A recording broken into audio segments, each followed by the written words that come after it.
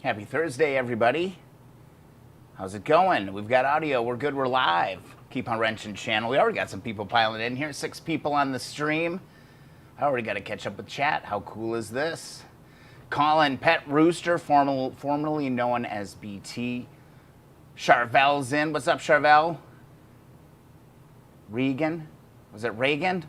Shit, I don't remember, man. Oh, man. Colin, Pet Rooster. Everybody's blowing up the chat already. This is great. Fantastic. Thanks so much for joining the stream tonight. I think it's just going to be kind of doing random kind of stuff. Honestly, I feel a little victorious because now I've got that 71 Apocalypse bike running. I'll show some video for you if you have missed that. If you're not a part of the group, I'll show that. But I've got just a bunch of projects. All right, I'm working my way through that 125S. And let's see, what else do we got going on? And over here on the messy camera over here, I've actually got that 68 CB hanging out over there. So we got projects. I need to like dig in here and actually see if this 68 is worth saving or if I'm going to end up having to do like a little bit of a hybrid bike. So 125S parts, a bunch of those laying around. Oh, awesome, you got your sticker. Fantastic, fantastic. I'm glad those are finding their way out into the environment. That's super cool. Colin, probably needs a carb sink. What, is somebody already addressing a problem? What's going on? Colin, okay, blah, blah, blah, happy, blah, blah, blah. I got the 650 running today, Colin. Good for you, dude. That's huge. Runs fine. Had to adjust every valve to stop the ticking. Okay, that's okay. You got to do that. You got to do the cam chain tensioner, and then you need to do cam chain tensioner, then you do your valves, and then you do your timing, and you should be in pretty good shape. Going to AutoZone now to get the right oil, so I'll be a few minutes late to the live. No worries, Colin. We'll be here for a little while. We always go for a couple hours at least, maybe 3, maybe 4. Depends what the hell's going on. Let's see, definitely forgot. Yeah. Pet Rooster, quick question. Was it alive that you did the exhaust wrap on the CL? Yeah, that was alive. I have not done that. I don't believe I did a video on that. That is a wonderful reminder. Oh, I know what it was. I didn't do it yet because I was going to wrap the pipes on the 125S and I was going to make a video for that. But it should be in the live stream playlist where I wrapped that. And somebody on that stream made a really, really good point. They were like, you should start the opposite of how I started it. So basically, I think I started on the front or the back. Oh yeah, I think I worked my way from the back to the front. And some viewer that night made a really good point of saying you should start from the front to the back. Just do it the opposite of what I did in the video, because the ripples in that tape will be facing backwards. They won't catch all kinds of dirt and they won't like fray over time. So just do it exactly the opposite of what I did, okay? That's what you should normally do. Wow, goddamn, chat's rolling in. 7 viewers, rocking and rolling. I'm absolutely loving this. Can't find the video. Let's find it. Let's find it real quick. Let's hop over to the browser mode. Oh, wow, we got some, like, Inception happening here. Let's see. Ooh, that's interesting. Let me change my screen capture here a little bit. Something's up there. That ain't not definitely right. Ooh, ouch. Ouchie mama, Inception happening in a very, very huge way. Give me 1 second here, guys. I'm going to need to reset my screen capture. Should have disappeared, and now I'm going to bring another one in. Let's see, which one is it now? I think it's this one. And we'll add a source. Add a source. Cancel.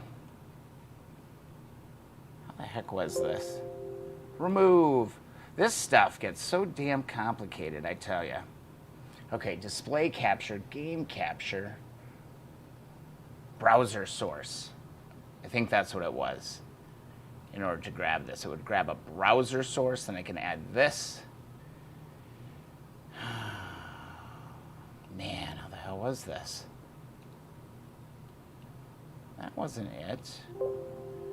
Pull that back, do this. This is the kind of madness that I just have to deal with all of the time. Image, browser, audio, window capture. That's what it was. Add source. All right, let's find my right window here. Keep on wrenching. That's what we want to do. That one. And let me bring this thing up. It should be perfectly aligned, hopefully. Grab this one. We'll pull this one a little bit. Oh, yeah, that's going to work. Sweet. All right. Crisis averted, I think. So, yeah, perfect. Okay, so we were going to look for that video. All right, playlists. Not sure if it'd be in the playlist yet. It's probably easier to just go through some of this stuff. So let me see.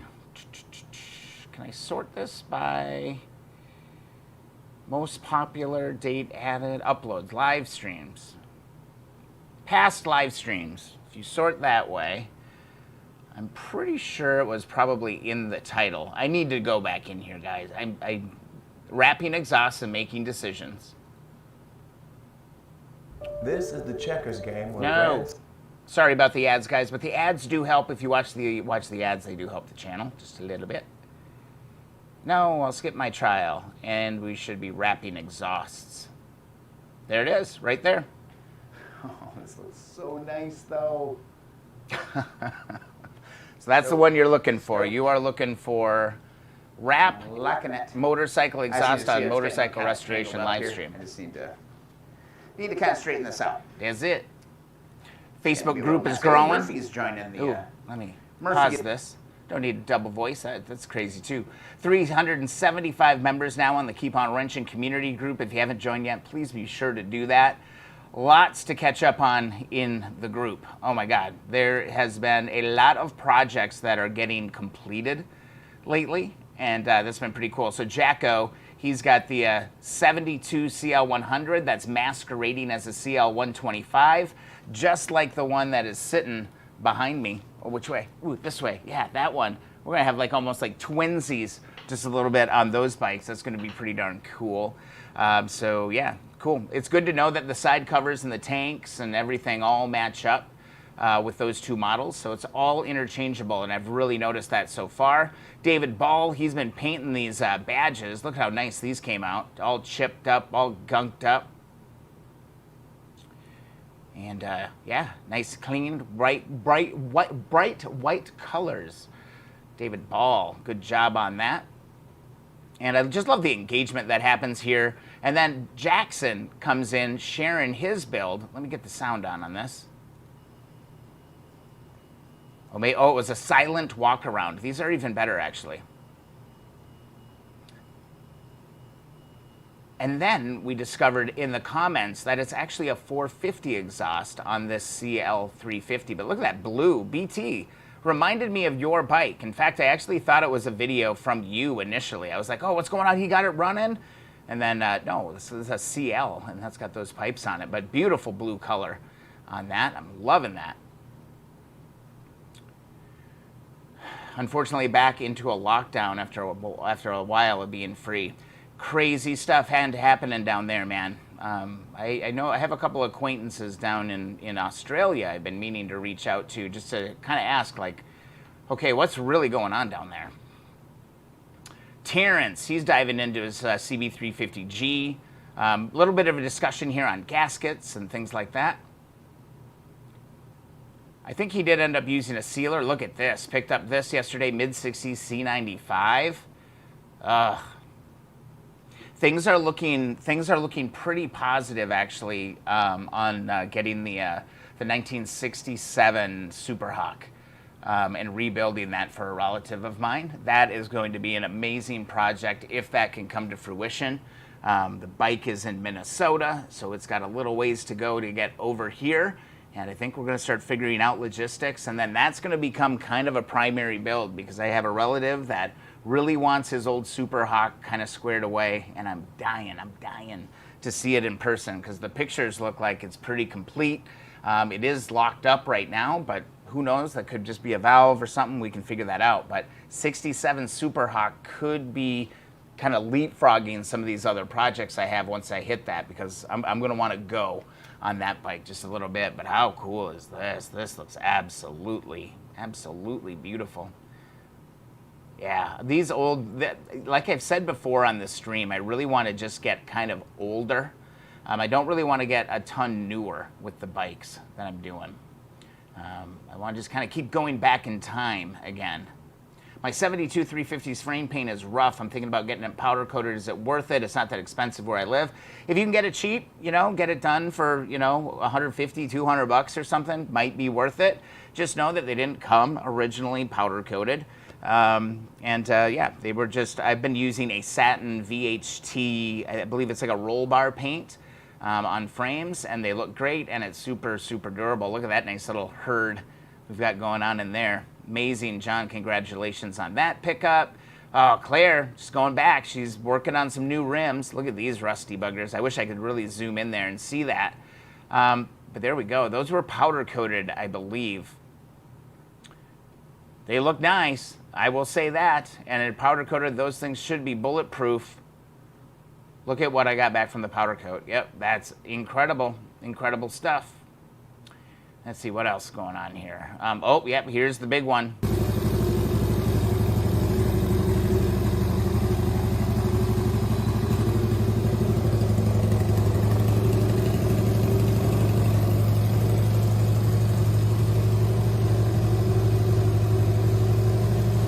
Look at that.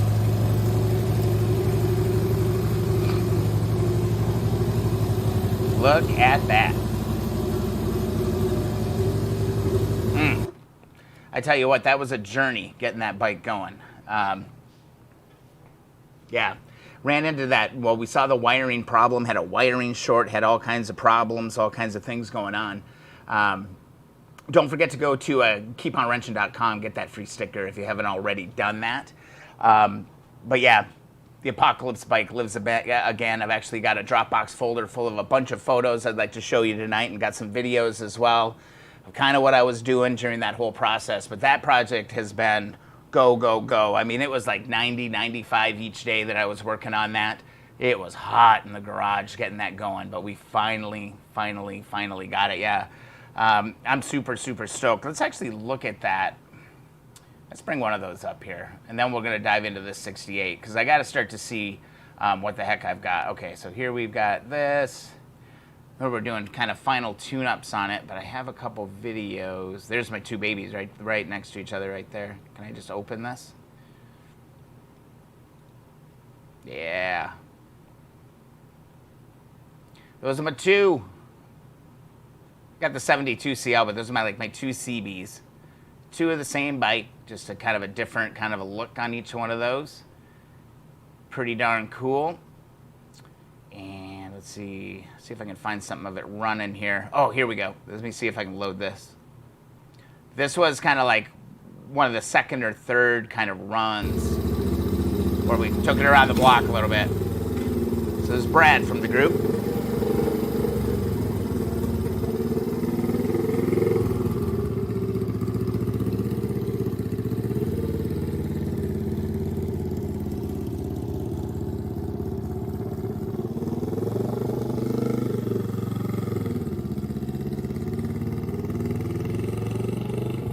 I was not that ginger on my first run out with that bike. I kind of just went for it. Here it is running down the street. Let's take a look at that. Yeah, it sounds good. It sounds good for sure. It is loud though. It is really loud. That's the only thing I'm not a huge fan of, is how loud it is. Let it rip, dude. I'm getting impatient with what the hell. Come on. Oh, it's buffering out. Here, give me a second here.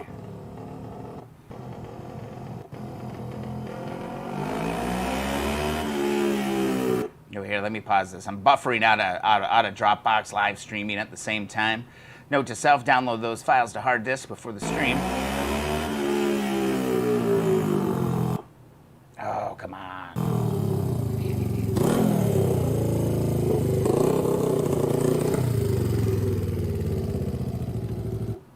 Pretty cool. I'm pretty stoked with how that darn thing came out. It is really, really loud. It's way louder than the other pipes that I have on there. Hernan, welcome. Restorer Friends. I like that one. I like that. And then, let's see, what else? I thought I had another one here, just kind of watching it idling. And it is rock solid. It is rock solid. Pretty proud of that one. I look messy there. But, yeah, beautiful, beautiful bike. I think I've got a bunch of stuff still uploading on this list. Let me see if I can open this. And I guess I could try save it.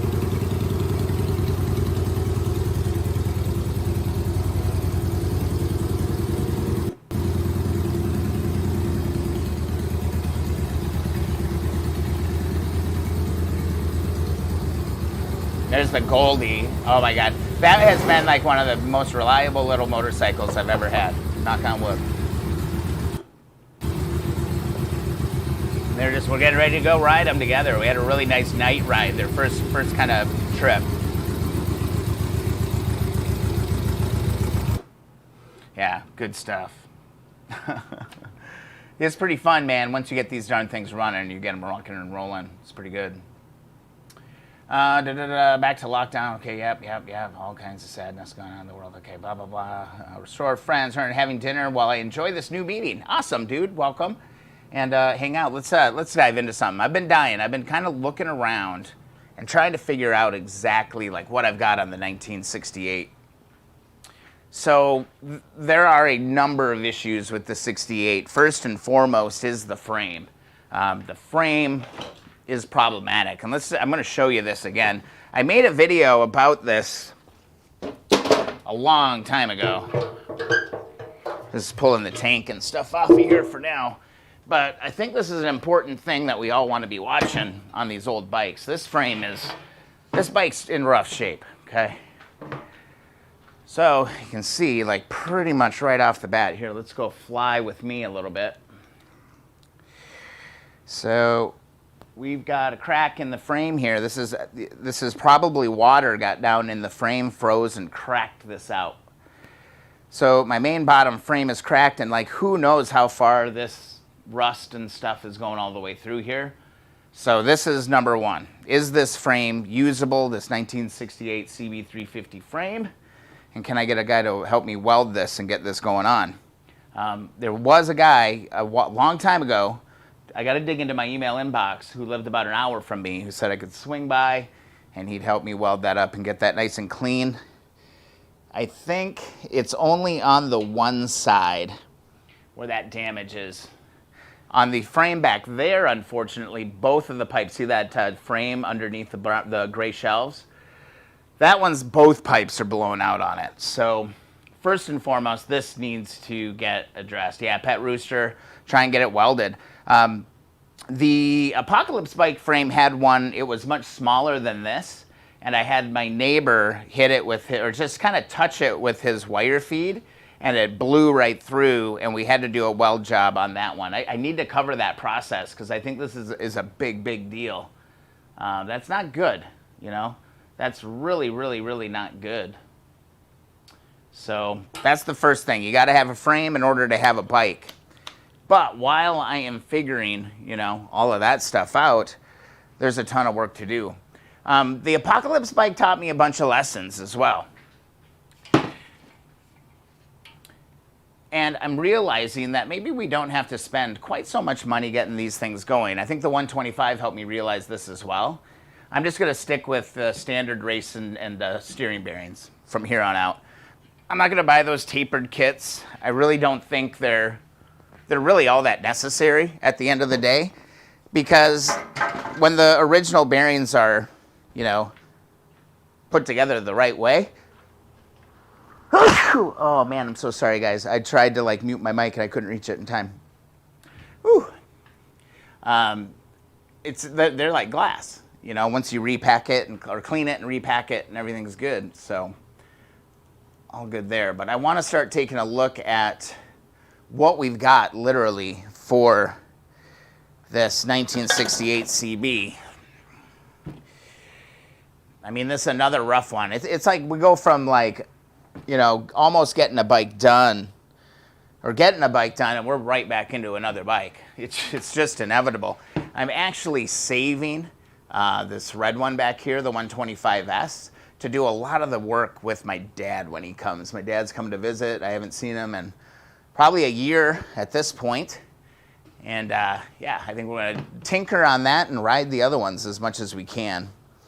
Hub, I'm never worried about the hubs. Spokes are really roachy. These wheels are pretty roachy too. But, you know what? Let's just try the standard. What's the first thing that we should try when we're trying to get this stuff kind of rocking and rolling?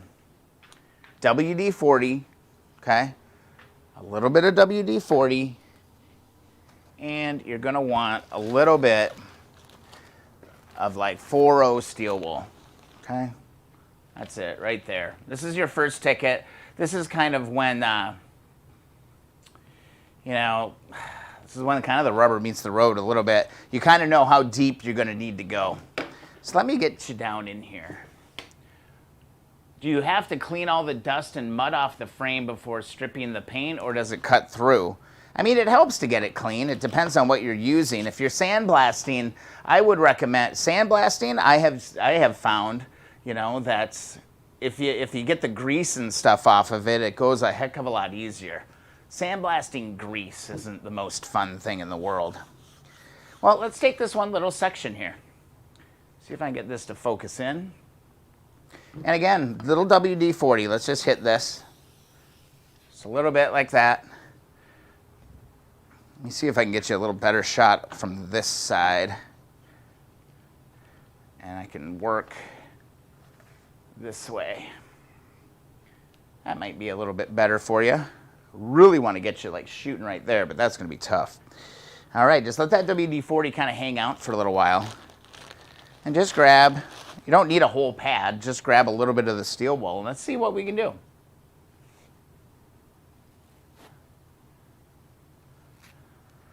How symmetrical? Well, both sides should be, one is flatter, or one is taller and one is lower. Does that even make sense? No, that didn't even make sense. But what kind of issue are you seeing? How symmetrical is the bottom frame where it's welded to the down tube?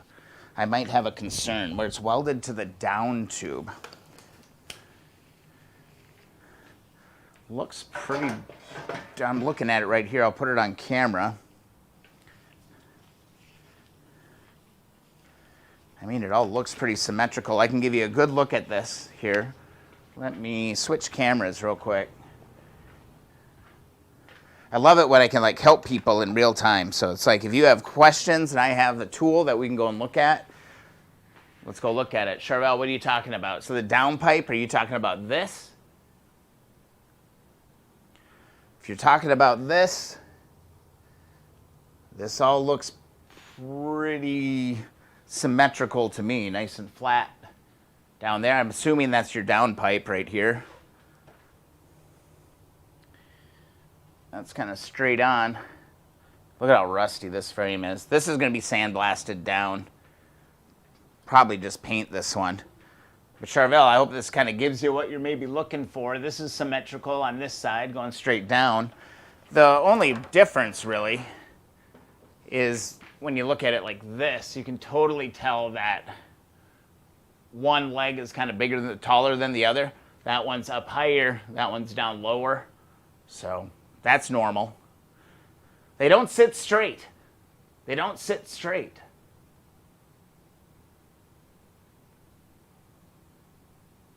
Ah, Vince, take your time. We'll be here for a little while.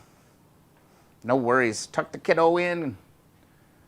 So yeah, if you're talking about all this stuff off of here, it's not symmetrical at all. One side is lower and one side is higher. I think that may be what you're talking about. Well, I don't know if we've been good. We're doing the best we can. All right, let's go back to this. I hope that helped. I don't know, probably just confused you more. I don't know.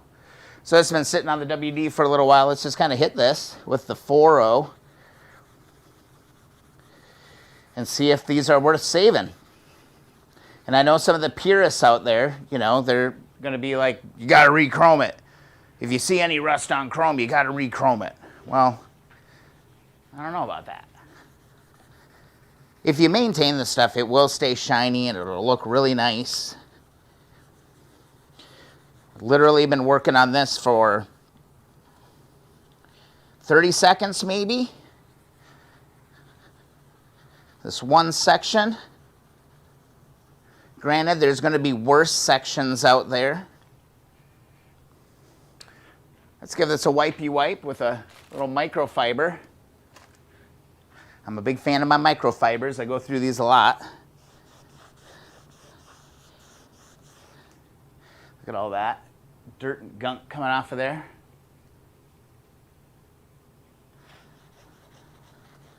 All right, let's go fly away with me.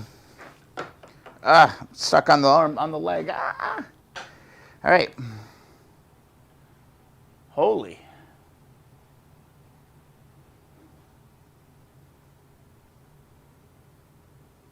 You can see where I started, and you can see where I stopped.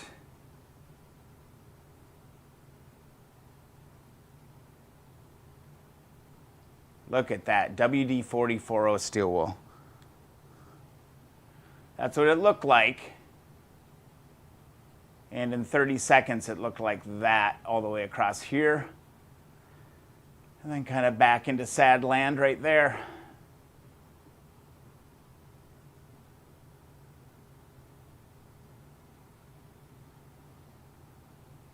I don't know, man. So I don't know. Now I kind of want to make this bike. Is this the WD-40 special? Where we just do the best we can with the minimal tools that we have available. Whatever's on the shelf gets used. No buying more parts. Look at that. WD-40 and steel wool. What do you think of that? That hasn't even been hit with any polish. This is my favorite part of working on these bikes right here. This is why I do it. This is why I like it. Because it's bringing something old and worn and tired and looking like garbage, to putting in the time and bringing a part back. Can't believe that camera is staying in focus like that, but man, I love that. Gotta love that. Woo, look at that. That's salvageable. That did not take long at all, man. Oh man, do I want to take this tire off and de-spoke it and let's just start going to town on this wheel, see how fast we can get it fixed? Another thing I've really noticed as well is that I take my sweet time on these bikes. Get the Sawzall out, cut that tire off. I'm kind of feeling that just a little bit because, you know, the tire's junk. That is 100% an original tire on this. Why does the light look so wonky over here? Am I missing a light? There. We're shooting this way tonight, guys, because, boy, the light looks really nice there. Look at that. Dull, dull, dull, boom, beautiful. Yeah.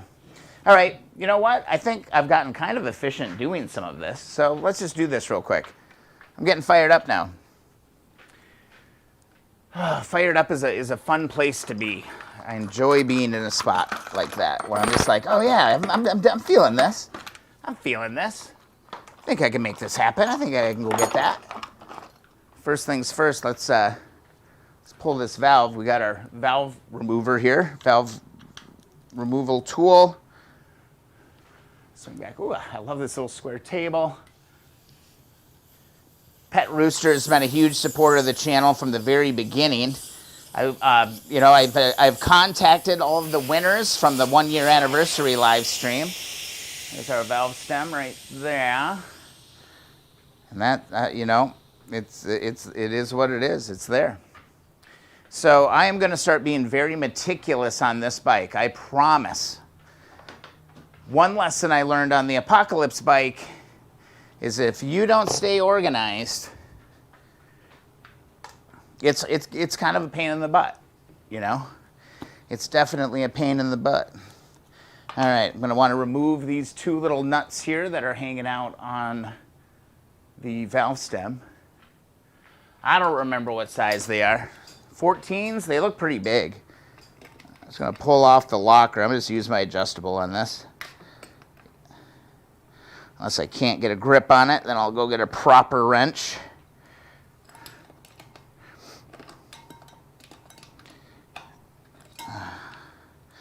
There we go. Start taking these off. Yeah, PT, I'm with you. I'm 100% with you. Yeah, let's not de-spoke it because that is such a huge pain, right? Yeah, let's do this. The wheels are always a huge part of these restorations, and it's one of the first things you can start working on, and you can start doing all that. So I'm with you. Let's not de-spoke it tonight.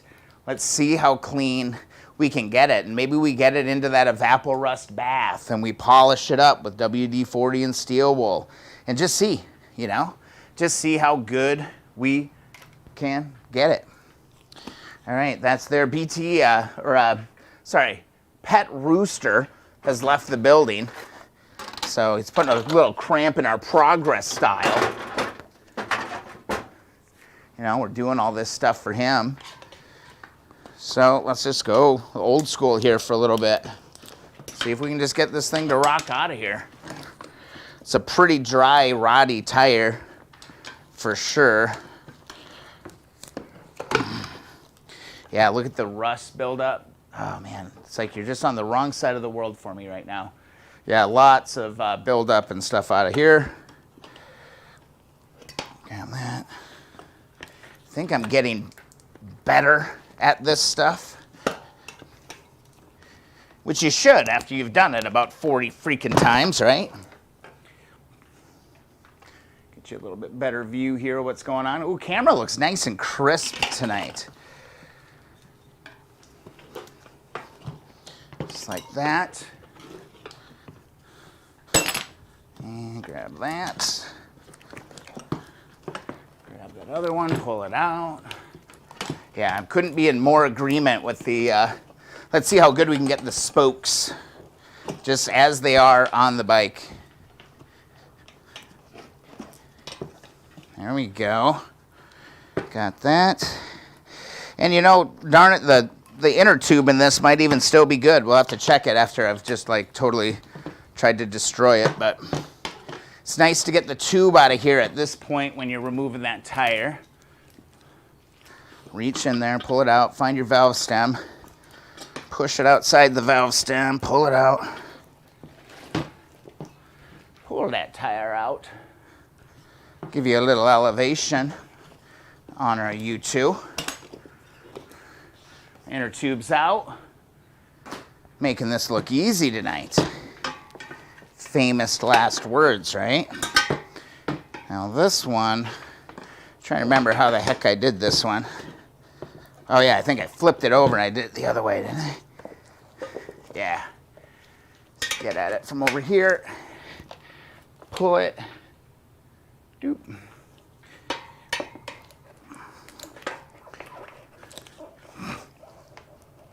Usually it'll come off pretty easy from this point forward.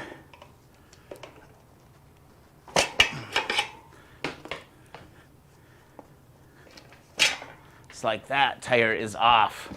Anybody start a stopwatch on that one? Wow, that was good. Oh my God, that went so fast. Here's the hub. We go tear into these. Let's get our 10 millimeter. Oh, wow, this one wants to come right apart. All right. I don't think I've been in there before. Maybe I was. If this is on hand tight, I definitely was in there, but I don't think I was. Need a flat screwdriver or a putty knife. Putty knife can work sometimes too. And this is going to be a little bit of a WD-40 night. Never have enough of the WD-40. Some people like deep creep. Ooh, remember there's this little felt seal down in here. Gonna want to fish that out. And not to scuff anything up, but let's see if we can get this front arm off. Need a screwdriver with a little bit more leverage. I broke the tip on one of my favorite ones,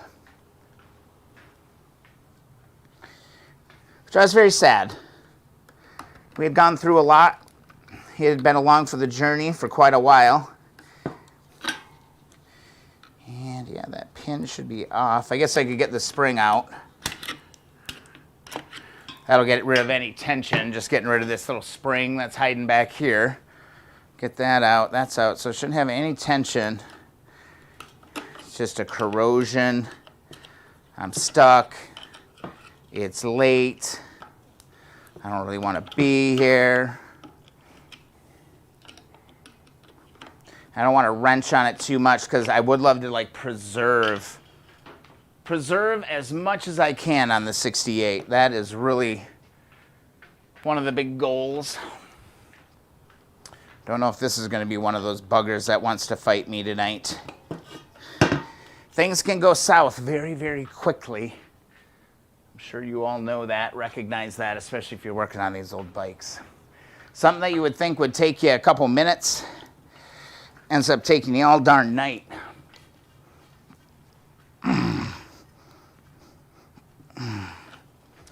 It doesn't seem to want to cooperate quite yet.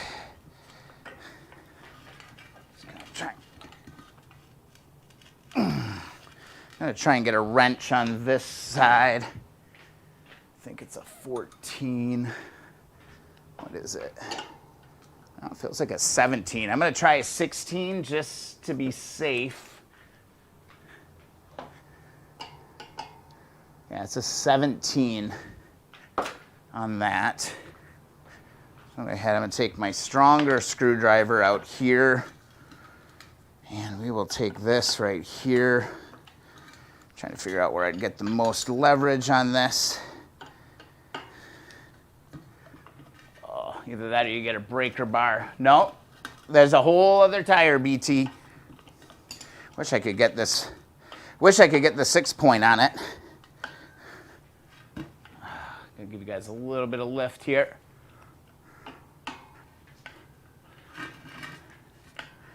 All right.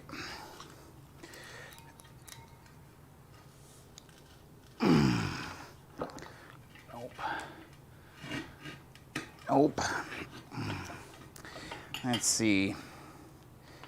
So here's another little technique that I have tried. And this tends to work a little bit. Worked once, let's try it again. That's what it's all about. A little workmate can be really useful. So this little workmate has come in so handy so many times. So what you can do is you can actually lock the screwdriver into the lockmate. That'll hold it flat.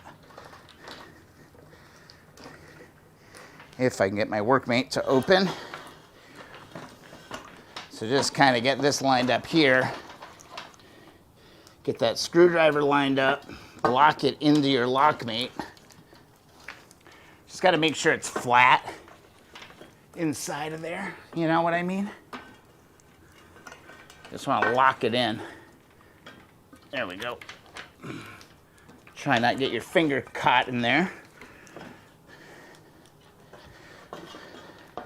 Now that axle is locked. I wish I could get a breaker bar around this. I might be able to try a double wrench. I'm gonna put my foot down on this. And I got it. It went. So, just like that. It worked. I'm learning. All right, so here's our front axle nut. I'm gonna grab my rubber hammer off the board. See if we can drive that axle a little bit. Loosen this up. Move this out.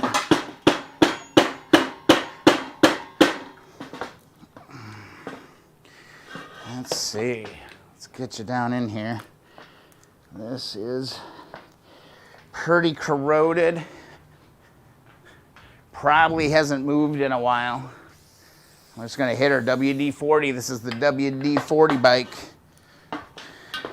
Should be able to lift the brakes off. Just like that.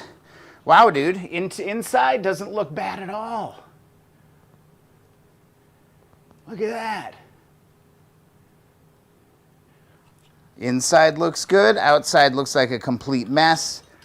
The Speedo gear fell out. I don't see any other parts in there. Cool, let's see if we can get this axle out. I'm gonna try and stay as organized as possible on this disassembly. Little WD, and once we get the axle out, we're gonna be good.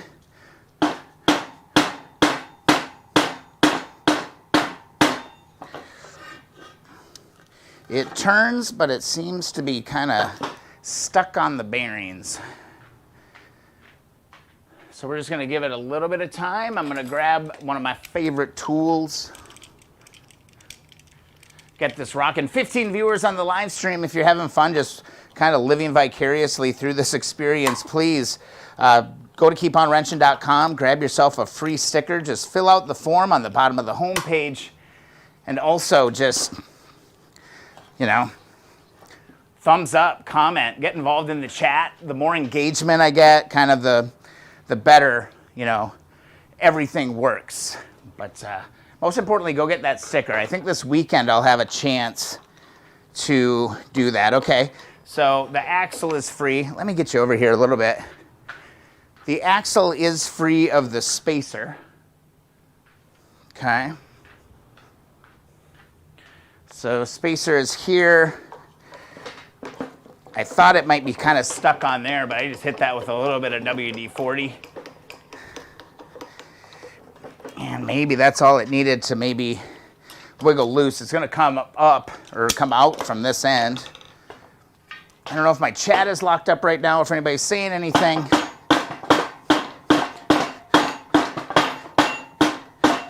A rubber hammer action. That bugger ain't moving. It is seized onto one of these bearings. So I'm just going to let this stuff kind of sit for a little while, walk away, kind of move on. Engagement is always free. Yeah, man, it helps so much. Sharing the videos, subscribing to the channel, all of that is good. Jared, I have to get a new front tire. Need to get a new front tire for my RD350. I'm not very experienced with bike work. Should I just take it to the shop? Is it an expensive job? I mean, changing tires it's a little bit of an art form, I think. You got to mess a few up almost until you get it totally right. Can you do it yourself? 100% absolutely. Just kind of, I think there is a little bit of trial and error and practicing. And if you're going to do it yourself, I would really recommend just buying a couple extra tubes, because it's probably inevitable that your first couple times you might pop one of the tubes, you know? So you might have to start over again.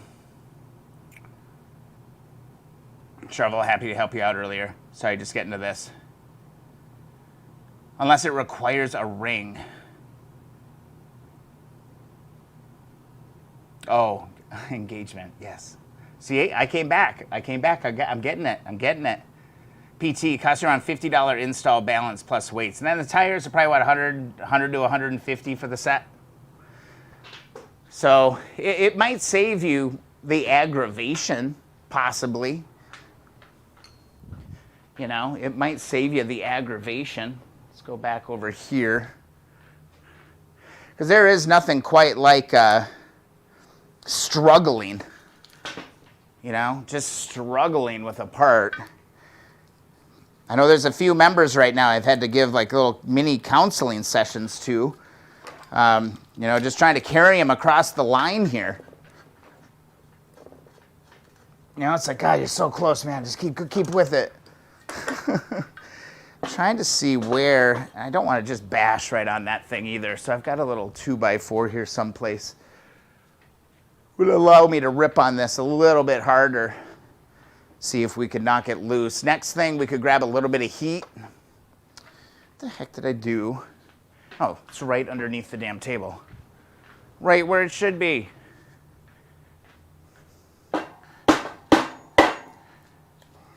Yeah, softwood ain't gonna help me none. Actually, it did. Let me hit it a little bit harder. It kind of cushioned that axle just a little bit. We got that out. Nice. All right, there is our axle. Oh, I got to grab that spacer before I put that on here. Oh, spacer popped right off. How cool is that? Woo! Oh, it goes like that, and it all goes together right back like that. That is our front axle off the 68. Loving these old bikes, man, when it's going smooth. All right, nothing to really worry about here. New bearings. I'm kind of a fan of putting new bearings in stuff just because. I mean, these wheels, I mean, God, that would be one of the worst things ever, you know, to have a bearing go out on you. Like, does a bearing just seize, or does it slowly kind of fall apart on you? Never had anything like that happen. I was trying to think of, and for any of you guys who ride on the thing, so I'm a relatively new rider. I've only been riding for, what, maybe 3 years now. And I was kind of going through scenarios like, well, if this happened, what would I do? And I thought, like, okay, what if my clutch cable broke? What if my clutch cable broke and I was, you know, going 40 miles an hour in third or fourth gear? What's the answer to that? What's the answer to that? I'm kind of curious to get in here a little bit and just kind of see the condition of the brakes here. Yeah, might as well change the bearings. Yeah, just gonna hit a little WD-40 inside here and just kind of give this a wipe real quick. They're pretty smooth. Feel good.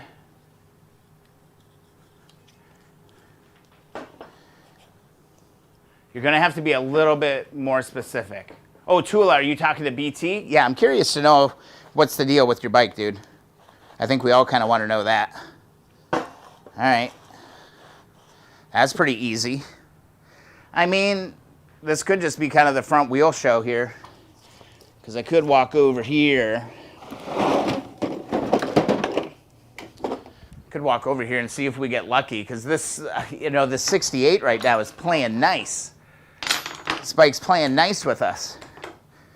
And I don't think that wheel is as bad as it looks. So I'm just gonna go ahead and grab my bearing puller kit right here.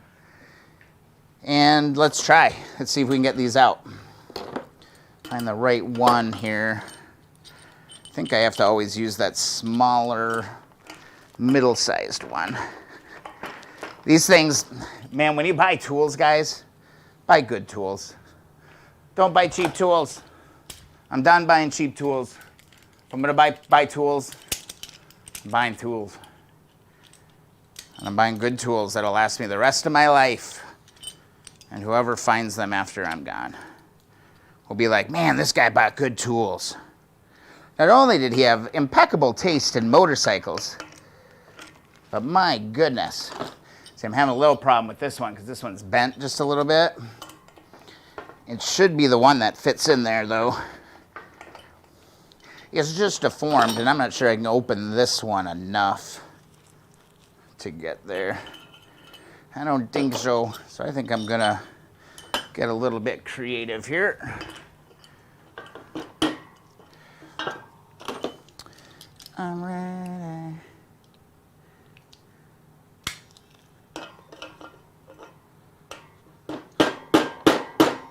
Oh, I almost had it. Just oh, I'm sorry, I'm not even showing you what I'm doing. Oh, I got to read BT's update here. It's not going to work. I was hoping that I could like just kind of catch all of these and get that slid in there. I just think that one is bent. I wonder if I could hit it in there.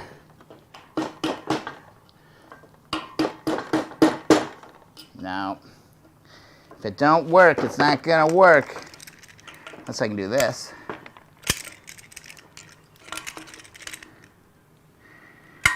Oh yeah, I can see like where the issue is.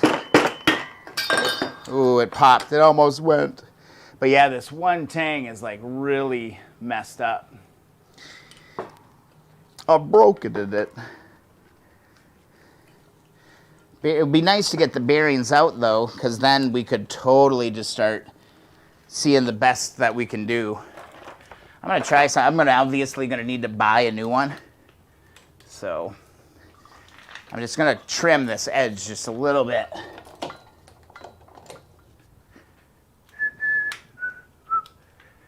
I thought I plugged it in. There we go.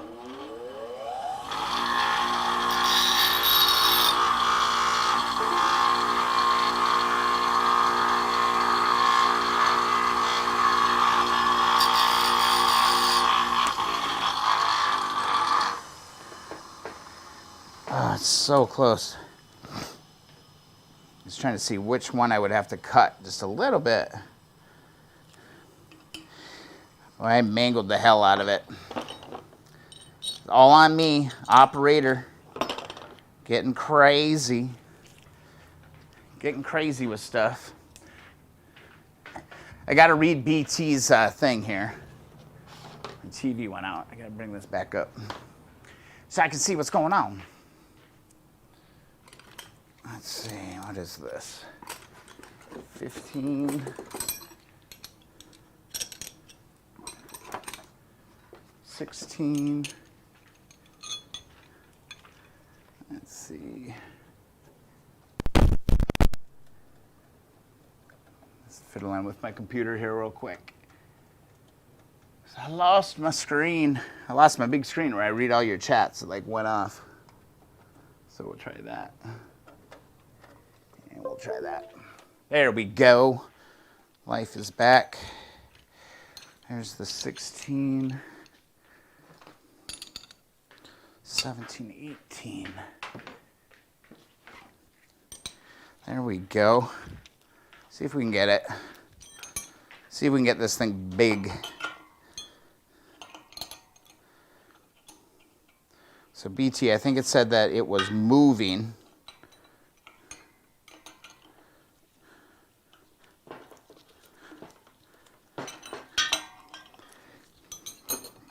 You know, I might be able to get at it with this. I might be able to actually get it with this, shockingly. I'm actually really surprised. I'll come out just a little. This thing is like so counterintuitive to like how my brain works. Oh yeah.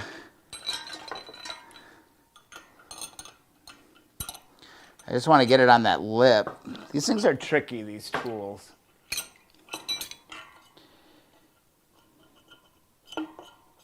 Yeah, I think, yeah, it's totally doable. Totally doable. Drill this bad boy in here. Man, it got hot down here all of a sudden. What's going on? Let's crank this up. Let's see if we get lucky on it. It's been playing nice so far. Whether or not that continues or not, there's no guarantee. Almost starts. Okay. You've done everything? Does it just turn and spin?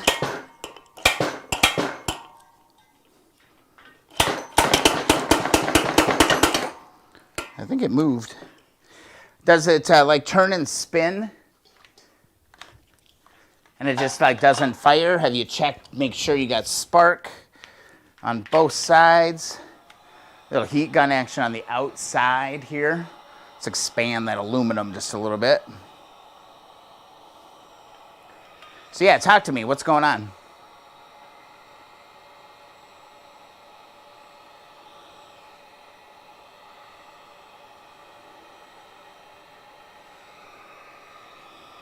You got spark. One thing that you may want to try if it's spinning, but I'm waiting to see if I get a confirmation. Turns and tries to fire, okay? What I would go and try and do is go and flip your spark plug wires. Or flip the wires coming out of your points. The blue and the yellow, flip those two around in that double black. See if it fires up.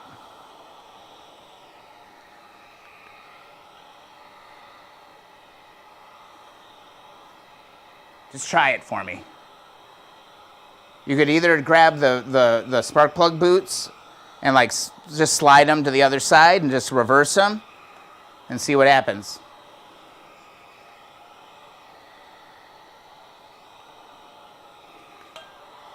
And just see what happens, man.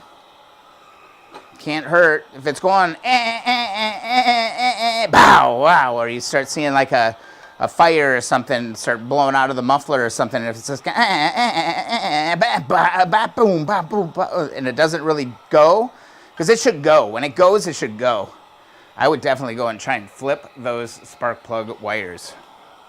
Again, you can do it at the spark plug boot, or you can go under your tank.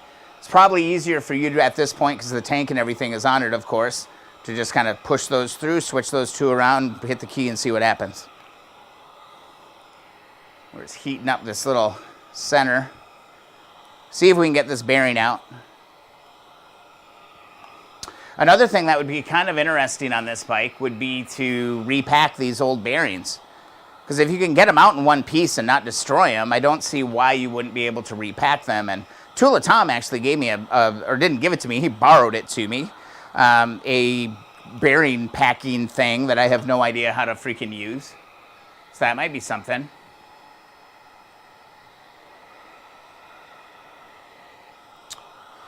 Yeah, it doesn't matter. I would just still, even if you change the electronics, like all that stuff, I'm just saying, like, try it. Just switch your spark plug boots and just see if it runs. It's worth a shot. It's easy. It'll take you 5 minutes. It'll take you 5 minutes. Or you might be gone for an hour because you're going to be riding down the street in glory.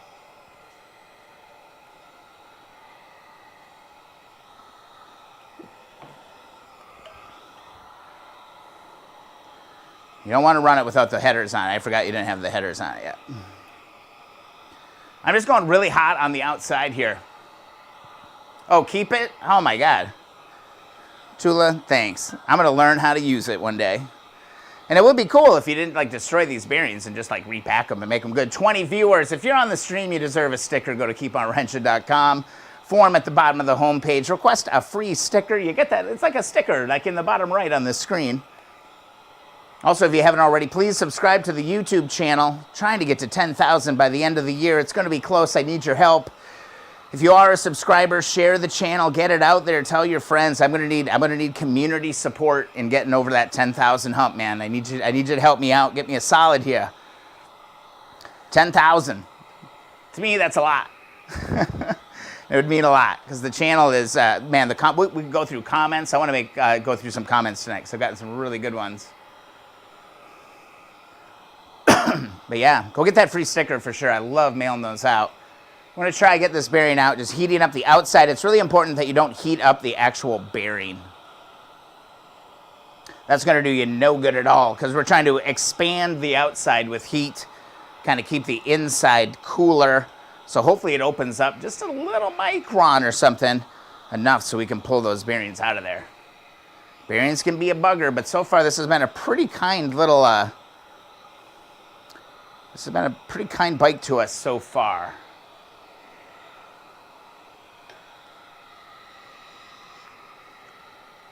You can borrow, yeah, totally, dude.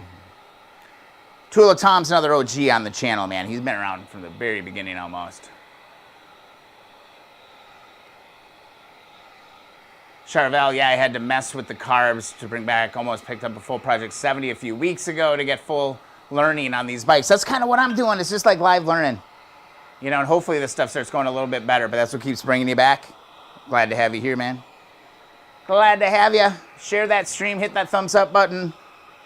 Record 36, I believe, concurrent stream viewers. So looking forward to catching a stride, you know, and like getting there. This thing's got to be plenty hot. Yeah, woo, yeah, it's hot. Yeah, Brian, touch hot. Yes, yes.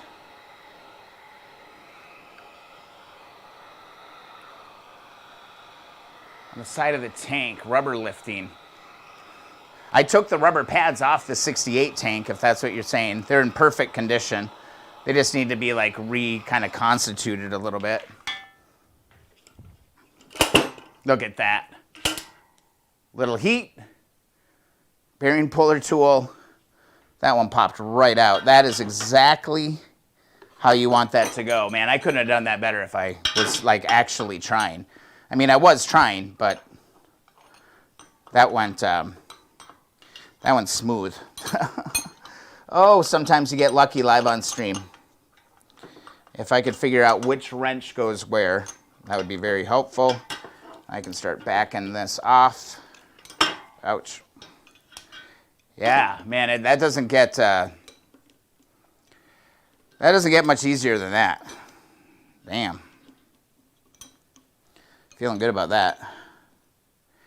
Okay, so that means we're going to be able to get the other side too. And you're not missing much, guys. I mean, I'm literally just taking this bearing off of this retainer tool. You gotta just loosen it up enough so that you can get, loosen it up enough so the darn thing comes off. That's all you're trying to do. I dropped my wrench. Tell you what, if this would have been in VR, y'all would be losing your minds. Yeah, that popped right out of there. That is a wonderful sign. A really good sign. Keep going here. I think I want to go this way. There we go. So then you just kind of retract the jaws, and now there is our bearing. No harm, no foul. These are totally salvageable, in my opinion. I think they totally are. So inside of here, there's going to be a little spacer. There's the little spacer, all beautiful and covered with grease. Now we can flip on over to the other side, just like that. And hopefully our luck continues. Hopefully luck continues. Maybe third time was a charm. Maybe the third time is when I finally have figured out maybe how to do this stuff. You know, where I'm not just driving myself crazy trying to get stuff to work all the time. All right, there's a little seal on the outside of this one. It should just stick a flathead screwdriver underneath and give it a little pop. And that'll pop right out. That is in great condition yet. And then there is our bearing, which we need to go ahead and attach this darn thing to again. All right, I'm actually going to take this off of the puller. It's kind of easier to set it up there. PT, yeah, me neither, man. Like these are always kind of a pain. And I fight and they turn into kind of a weekend project. So I am very pleased with how that just transpired. All right, let's crank this down. Let's open the jaws. Make sure you kind of get it right underneath that bottom edge of that bearing. Crank it up. Keep it right there. Ideally, go as tight as I can get it. It's there. I think it's going to work. From there, we can go right back to heat, and we start heating the hub. Joe, in regard to what? Oh, what am I missing? No. Oh, dude. So that was a whole learning thing. We did that live on stream as well. removing those, or maybe did I make a video about that? But they are actually, there is no adhesive on those covers. Zero. It is all built in. We'll take a look at the tank here in just a little bit. I am so freaking excited, man. It seems like there might be a few people kind of on the stream tonight who are kind of working on exactly the same kind of bikes. There's no adhesive. Charvel, there is no adhesive on those side covers, those black rubber side covers on the tank. There is no adhesive. I'm going to show you here in just a little bit. I'm trying to remember exactly where I put them so I can show you how it works. Because I think if you can see what's going on there, you're going to be able to get that part off without breaking it and having to replace it. So stick with me here, okay, bud? Just trying to get this thing kind of hot. Take your time on the heat. I think that's another lesson I've learned. This is like you really can't rush heat. You just have to let it start getting heat, get hot. Let it get really hot. You can't, like, if you go halfway on the heat, you ultimately don't get what you're looking for. I wish I had like a little stand that I could put this heat gun on, but I do want to be really careful about not hitting the bearing. I'm only hitting the hub. Yeah, your mind's going to be blown, Charvel, when I show you that. You're going to be like, oh, like when I discovered that live, I think it was live on stream when I discovered it. And I was like, oh, wait, there's no glue or anything on here. And I was like trying to slide a really thin, like a putty knife down there, but I was hitting it with a hammer, trying to get it to go loose. I was like, what kind of adhesive do I use on these things? No, there's not any adhesive at all. It's just a freaking brilliant Honda design, just like so many other things, you know?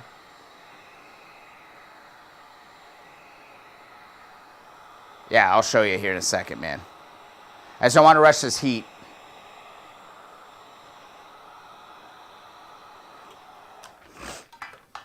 Because if I rush the heat, it's all for nothing. Oh. Should have put this on. Oh, should have put this on like before I was doing all that. Always learning. All right, here we go. Come on, get on there. Get on there. It's still hot. I can feel it. It's burning my finger.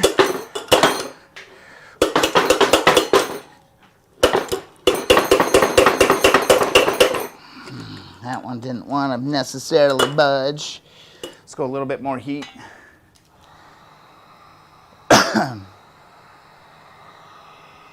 Get just a little bit of WD on the inside edges. I know it's not penetrating oil. I know. But it works. I'm going to heat this, and then if it doesn't go, I'm just going to kind of let her sit for a little while. And then we'll take a look at that tank.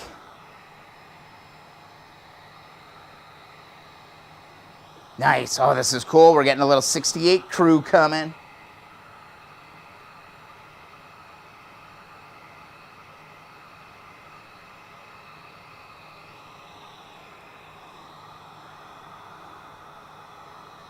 It'd be sweet to get this. We did let the other one rest just a little bit. We took a little bit of a break. I'm going to lean into this.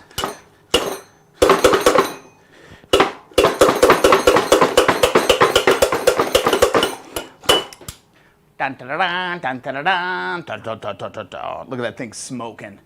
You see that? Bam! Dude, we did that in less than a half an hour, I think.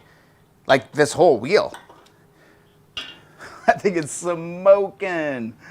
Oh yeah. That is why we do what we do. Awesome, man. Sweet. I might actually kind of be knowing what the hell I'm doing sometimes. That was like a little sign from the universe saying, Brian, I'm gonna give you one. I'm gonna give you one, brother.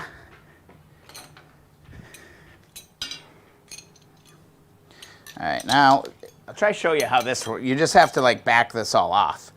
So you release the pressure on it. These are just cheap. Not a fan. Especially for like, I like actually use them quite a bit. I should have just bought like a really good set. All right, so I think I want to pull it this way. Oh God, fumbly fingers. Okay. I want it to go this way. I should actually have this in my right hand, yes. And I'll be able to articulate this. Like this, and like that. Just like that. And you can see, like, as I loosen it, the jaws kind of open. And now we've got our bearing off. Just like that, and this tool did it. The small one actually did it. I'm surprised it did. I thought that was a little futile when we approached that. So, front wheel, bearings, done. Pulled it out. We're ready to start cleaning on this thing. I'm going to bag this up. And I'm going to keep all of the 68 parts together in one place. Man, I'm telling you, one of the biggest pains finishing up the Apocalypse bike was finding all those little details, you know, for the end. Like finding, I completely refinished the wrong set of foot guards or foot pegs, because there's a difference between CL foot pegs and CB foot pegs. There's a difference. There's a little difference. There's a little bit of clearance for that header and that exhaust pipe to go through.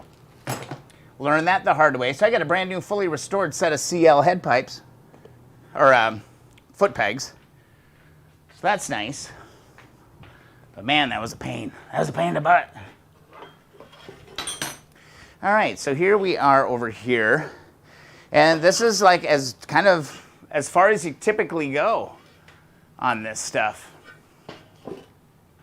You know, now it's kind of getting down to cleaning time. Let's just take a wild stab at it. Let's go just a little, like, you know, let's just do kind of a quick kind of stab, see how it goes. The problem that I have with some of this is that I never really can stop. It kind of turns into a little bit of an obsession. Where's my purple bin? Here it is. Most freaking fantastic thing. I think I want to start giving these away on the stream. These buckets, incredible. Like, we could go and do like just an evaporust thing on it, but evaporust is expensive. You know, it's like 20, 25 bucks for a gallon, and you're going to need like 3 or 4 gallons in order to do a wheel. So first things first, what I do is just spray it down liberally with WD-40. I'm really focusing on those spokes. I'm not looking forward to polishing each one of those one at a time. That's going to suck. And I'm really focusing on the rim and the spokes. The hub, I mean, the benefits of delacing is that you can really get after the hub. But this WD-40, if you just let this kind of chill for a little while, it's good. You can never have enough of this stuff kind of just hanging around, and it's cheap, and you can do a lot with it. So now we've just basically created just a little bath. You know, I gotta change gloves. Things are getting dirty. Cut a hole in my one. Get this up over here. Kind of taking a look. It's about as low as I can get you, unfortunately. We've got some trouble over here. But if we take just a little bit of steel wool, I wonder how bad this actually is, this little piece right here. The thing about these bins too is you can just like dip your steel wool right into the, oh yeah, these, I actually think these are going to clean up relatively easily. So that's gone. Right where I touched it. Right here, was it? Okay, so like you can see this, right? See how corroded and crazy that is? Let's just run this around. Let's just run this around here like halfway.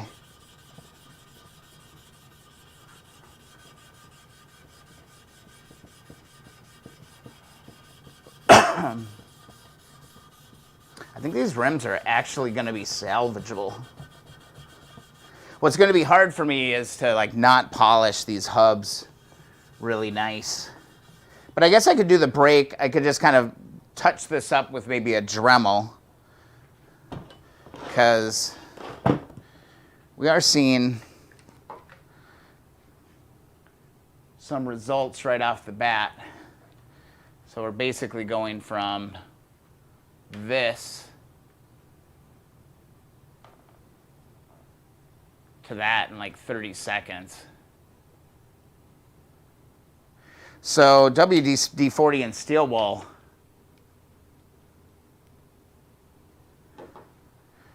seems to be pretty darn good. Just kind of scuffing everything up a little bit. And then I'm going to hit it again. Wow, even this really terrible part. I want you to see this. How can I say? Oh, there we go. Do you see this? So this is like the deepest rust that I see on this right now. Let me get you a little closer.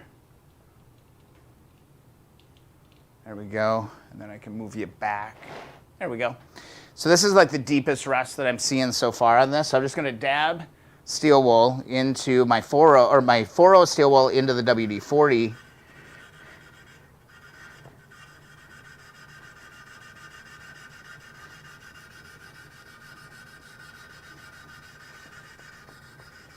Made one pass. There's one really bad chunk right here.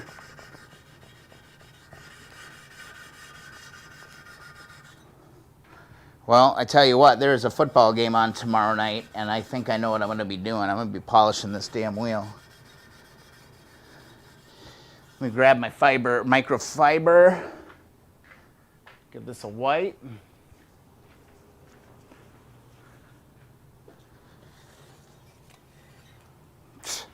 Damn, gone. Pretty much gone with the rust. Then it's all about protecting. Just like that. Let's take a look at that tank. I'm going to blow your minds with these damn side covers. Just like that. Oh, you can look at the 125S while I wipe my hands here. I'm going to grab the tank.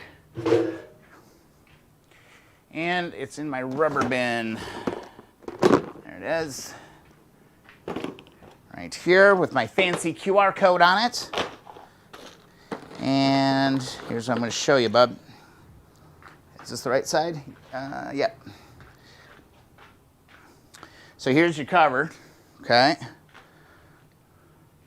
This is welded into the tank. It's a ridge. It's a metal ridge that is welded into this tank, okay? You ain't getting through that. You're not powering through that, okay? So, and on the actual rubber piece, kind of like looking behind me, looking at the camera, the rubber piece actually is fitted. It's a slot that goes over the grooves. Does that make sense? Right? So you peel it back, you set it on, and then you work it down and around like that. Don't tape them on. They go like this. It's a flap that goes all the way around. It's all the way around, non-stop. So it's going to be tricky to get that last piece in, I bet.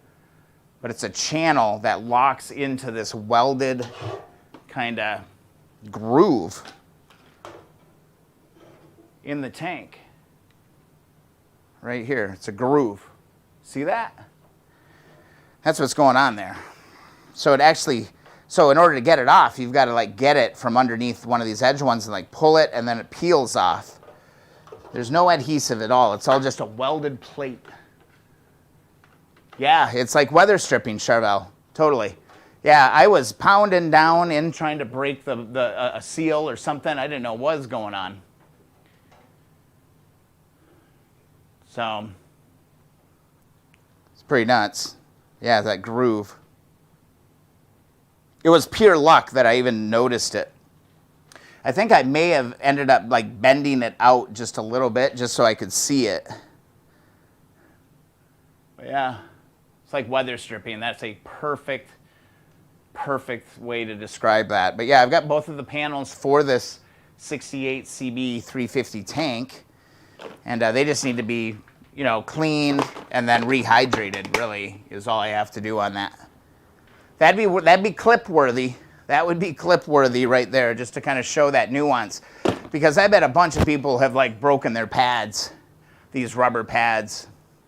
Trying to get those off. Man, this tank is really clean on the inside. Oh, good, the light's just about right. You can kind of see it's pretty clean. I did do an evaporust run on it once. What I should do is grab a little bit of fogging oil. I'm gonna take just because it's gonna be sitting on the shelf a little bit, I'm just gonna take just a little bit of fogging oil and just kind of coat the inside here with this fogging oil. It's just like I don't know, it's easy. It's cheap. I've got it on the shelf. I'm not buying anything. It might drip around a little bit. Not a big deal, but I'm just going to rotate the tank around. No problem, Charvel. I hope that helps you. Sandblast the bottom. I think that'd be really nice. Or if I could just like get the whole tank into a bin, I would just evaporust this and deal with it.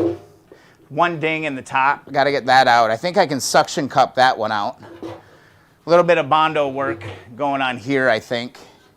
Or I could just leave it. I mean, part of me is just like, just leave the character in the bikes. You can repaint them, but some of these character marks, like I kind of suck at Bondo anyway, so it's kind of futile, right? I'm not gonna make them perfect, so whatever.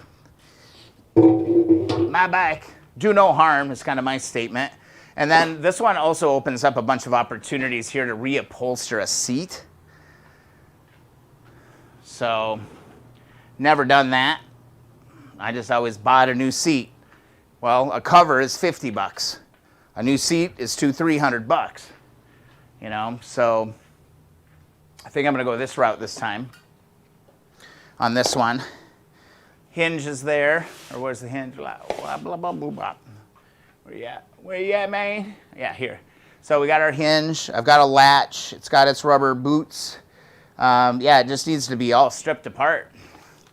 This I should make into a video series for sure, because that would be something that would just get lost kind of in the live streams. I think there's a lot of stuff. I need to like go back. If you're a video editor and you like doing that, let me know. Go to the website and send me an email.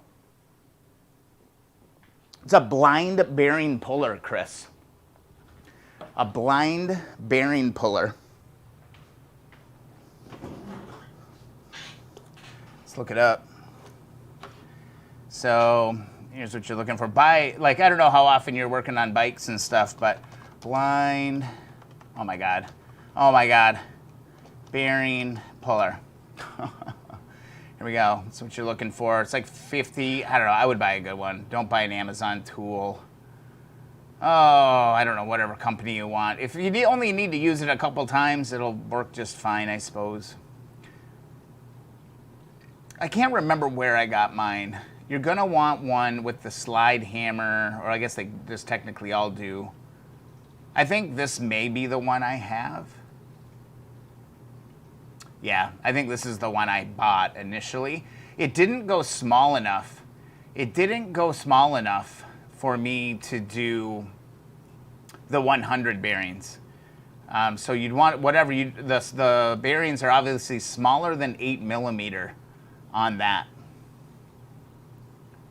So yeah, this is what it is, a blind bearing puller. That's what you're really looking for. You get those out, hopefully. Heat gun helps a lot. Heat gun helps a lot on something like that. So there you go. Hope that answers your question. Got to see if we got any new member requests coming in here. Let me refresh the page here. Refresh, refresh. Don't know how Facebook gets away with having such slow load times. 375 members, 1 new member request. Let's grab this one. Bridget's coming into the group. Awesome. Welcome to the group, Bridget. What's your bike? What are you riding? Very cool. YouTube channel still growing, still doing well. Pushing for that kind of 9,000 mark. We're less than 1,500 to 10,000, which would be amazing. I would love it so very much. Keep on wrenching. Here's where you go request that free sticker. That free sticker goes right here. So yeah, rock and roll. I'll send that to you. I think I'm going to do that this weekend. I think I'm going to do that this weekend. I'm going to like sit down, print out all the labels, stuff all the envelopes, and have a good time with that. So I think that'll be a lot of fun. Let's see, what do we got going on here? Oh, Kathleen bought a Keep On Wrenching Gildan soft style t-shirt. Ladies tank top. Thank you so much, Kathleen, for supporting the stream. That's very, very nice. Very, very cool. Loving that. And oh my goodness, my mother. You gotta be kidding me. How cool is that? My mom must be watching the stream. Hey, Mom. One soft style t-shirt. Ladies tank tops. You got a tank top. 2 tank tops. That's insane. Thanks so much for the support of the Keep On Wrenching channel. It's badass. Very, very cool. We're having fun here. If you'd like to pick up some of your own merchandise, you want to support the channel and what we're doing, you can just hit the donate tab, and there's a little link here to merchandise. And in here, you can find all kinds of cool stuff. T-shirts, mugs. I love this damn mug. The more I use the Keep On Wrenching mug, the happier I am every single day. Baseball caps. You can get tank tops, you can get sweatshirts. We even got the neck gaiter for riding, and we've got our sealed top going on there too. So yeah, and stickers and all that. Doug, you got to leave us. Oh man, thanks for stopping by. I will get to that seat cover video. I promise. I will do that. I think the 1968. I think what's going to happen is the 1968 is going to be what I kind of wanted the Apocalypse bike to be. I wanted the Apocalypse bike to be kind of this budget build, but it kind of didn't work out that way. But now, kind of where I'm at, the parts that I have, the tools that I have, I think this 68 could be kind of that budget build motorcycle, which I'm kind of really, really excited about. Charvel got his Keep On Wrenching hat the other day. Love it, man. Thank you for the support. Irvine, Kathleen, thank you so much for the support. It's just so cool. It's just so fun. This is such a fun little group of people. Actually, not little anymore. It's growing quite a bit, and it's getting hard to keep up with, to be quite honest with you. Very, very cool. Okay, let's get back to the boxes. So we got the seat. We got to deal with the seat. This is going to be a mess. If you take a look, all the insulation is there. And I think this was a mouse's nest. I would say this is likely a mouse's nest. A mouse? How would you say that? A mouse's nest? Or can you just say mouse nest? It was a mouse nest. Yeah, I think so. But yeah, all this insulation's all coming apart. I do kind of want to dissect it kind of carefully. Here, little details to like pay attention to on this as well. Here's a little chrome strip that goes all the way around, and on this seat, it's in really, really good shape. I have no idea how that is attached to this seat. You know, it looks like it's on little pegs. Let's get that. Let's get it. Let's go after it. Let's go dive into some new stuff that we haven't done before. This is why I like this channel. I just get to go down all these little adventures, have a good time. Dave, I just pulled a hamstring getting some drum brakes on a hub. I mean, it can happen, man, especially if you don't stretch. You got to stretch. This is a contact sport. It is a contact sport for sure. So I think this is just held on by these little metal pins. Yep, and then there's little lockers. So I'm just going to bend that out like that. And then there's little locker pins all the way around. There's another one. Being really careful, like not to like move these super fast. I don't want these to break off because I don't want to have to solder in new connections or, I don't know. I don't even know. Is this plastic? Is it metal? I have no idea. And then I need just a little pin hook. There, this will be perfect for this application. I want to get you in on the action here just a little bit. Come with me, and you'll see. All right, here we go, right here. Where am I? Where am I? Oh, it's over here. Do this. Lighting's good, and you can see there's just a little itty bitty pin holder right here. It's the same thing that holds on your badges. If you've dealt with badges on side covers before, it's the same kind of locker. You just need to kind of lift it, grab it and lift it just a little bit. It actually looks, no, it looks about the same size as that. There, I got it. You just got to get like one end of it up and then pull the other end up and just kind of work your way around. As soon as I get it off, I will show you. All right. That is what it looks like. Focus. Focus. Oh, I see it. I dropped it on the ground, but I see it. Winning. All right. So that's how that works. I kind of wanted to see if I can get half of this off, because now it's just learning new stuff. Oh, damn right. Come on back over here. Just like this. And yeah, that's the pin holding this on. See how it's like pulls apart right there? There's that pin right there. So I will be able to get that all off and save that and maybe dive into reupholstering this seat. Looks like there's one more right here. I thought that was one, but I think that's actually tack for the actual seat cover. So this, as long as the pan isn't rusted through, we can sandblast the pan, repaint the pan, and do all that. I think that's the seat pan. I think that's what they call it, seat pan. Sweet. Nice. Yeah, I kind of want to get this off of there. It's like literally one piece at a time, everybody. One piece. Don, I think they're fine because they lock into a little groove in the slot, and as long as you don't bend the hell out of them coming out, I think they're okay to reuse. So that's why I'm putting them in a nice little pile right there. So okay, we got one more here.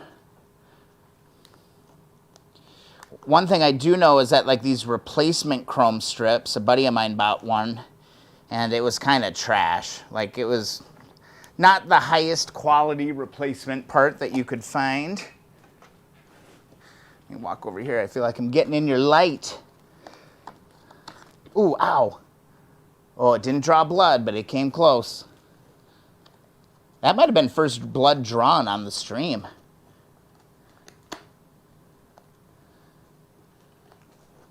Oh, this one's bending a little bit, but I think it'll be fine. Either way, I mean, oh, I see it. Eagle Eyes Matson just totally came through. There's our other one. So we've got 1, 2, 3. Doesn't look like there's one back here. Looks like it's just this other side, and it's these 3 points. It's what it looks like to me. We're going to find out here. I'm going to focus. I'm going to work just a little bit. See if we can get this off. It just bends out of there. It's like that. And it's kind of just getting that initial grab on it. It's very soft metal. Doesn't take a lot to bend. And there should be one more here someplace. There, I see it. I think it's out of your... No, you can totally see it. Oh, my God. It's like it was meant to be. Yep, I grab this, let's pull this off.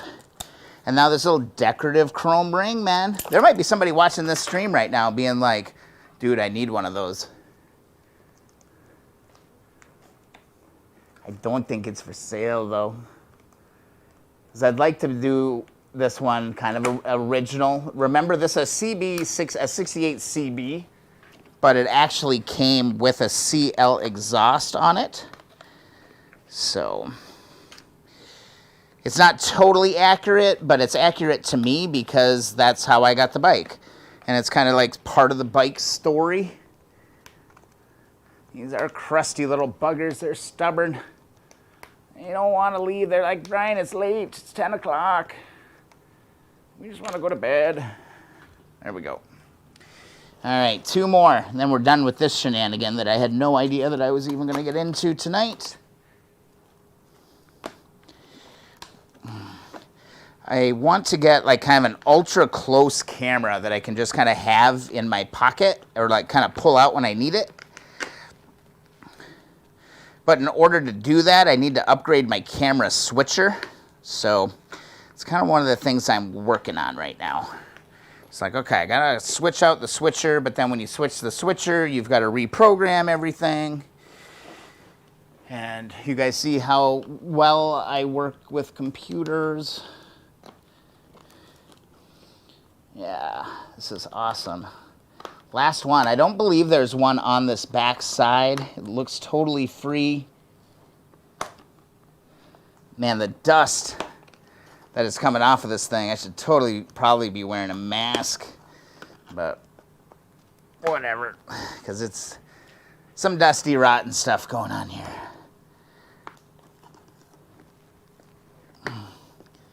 There we go. Got them all off of there. And now, let's see if I can get you a good view of the retrieval. Oh, it looks like we've got to get these 2 off of there. It looks like a 10 mil. So we'll pull those out, hopefully. Man, are these going to move? They moved. By golly, they moved. This one did anyway. Because this strap is going over the chrome ring.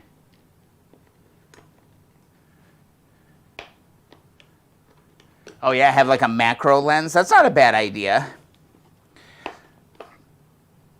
That's actually not a bad idea at all. I just need to, my camera setup is very simple.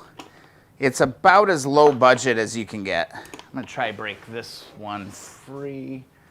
Yeah, oh, this bike looks so terrible, but everything is plain. Everything's plain really nice. You know, it's all just kind of like, oh yeah, okay, Brian. You want me to come off of there? Okay, cool. Yeah, that's fine. Yeah, we can do that. We can work on that. Like, it's being very, very friendly. That makes me happy. So you're not like fighting everything all the time. Like this stuff, like no joke, this stuff can get freaking old really fast when literally everything is just fighting you. Everything you touch, it's just like, no, I'm good. No, I think I'm just gonna stay right here. Not gonna do it.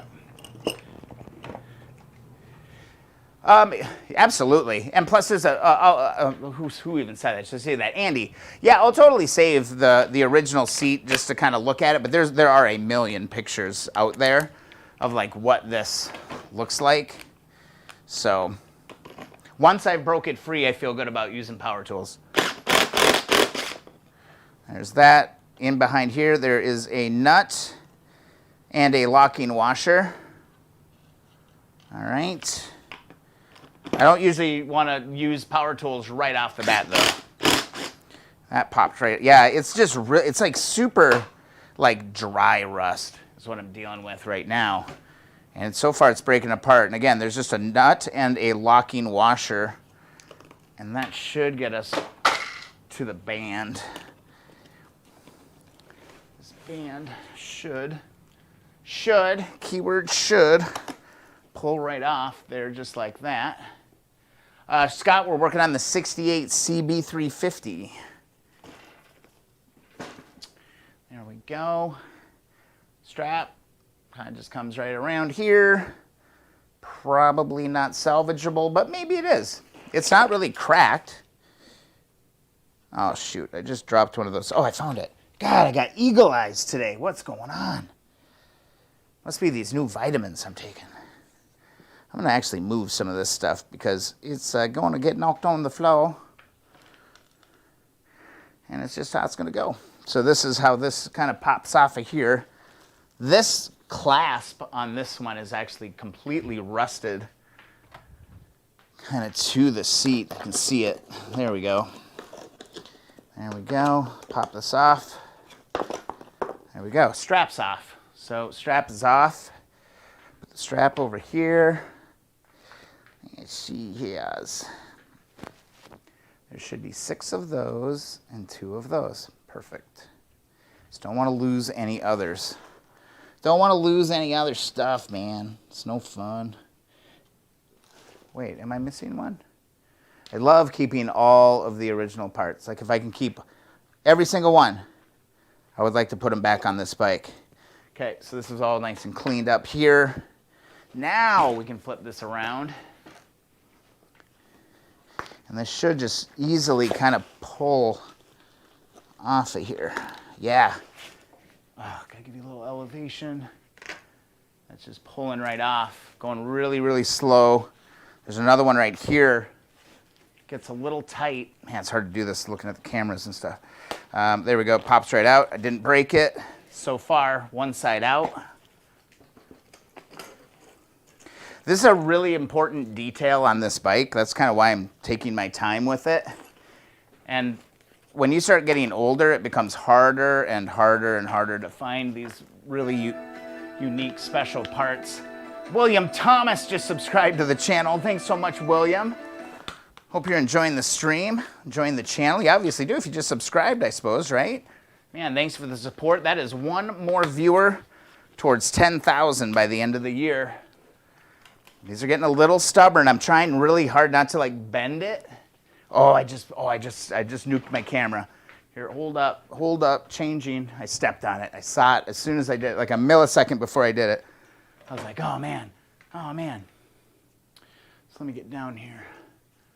Yep, Dave, that's the next step, man. That is the next step, 100%. Getting stuff in bags. All right, so slowly pulling this out. Oh, I just don't want to bend it. Because if you bend it, the chances of you like bending it back into the right position, not very good. Just going to give this a little bit of a nudge with a screwdriver. There we go. There it is. Looks like all of the the tabs are actually slidey. So these aren't like welded in position at all. They're on a track. Look at this. So these are actually on a little track inside here. So you can kind of put these wherever the hell you want to adjust it and put it all right back onto the bike. Don't want to lose those.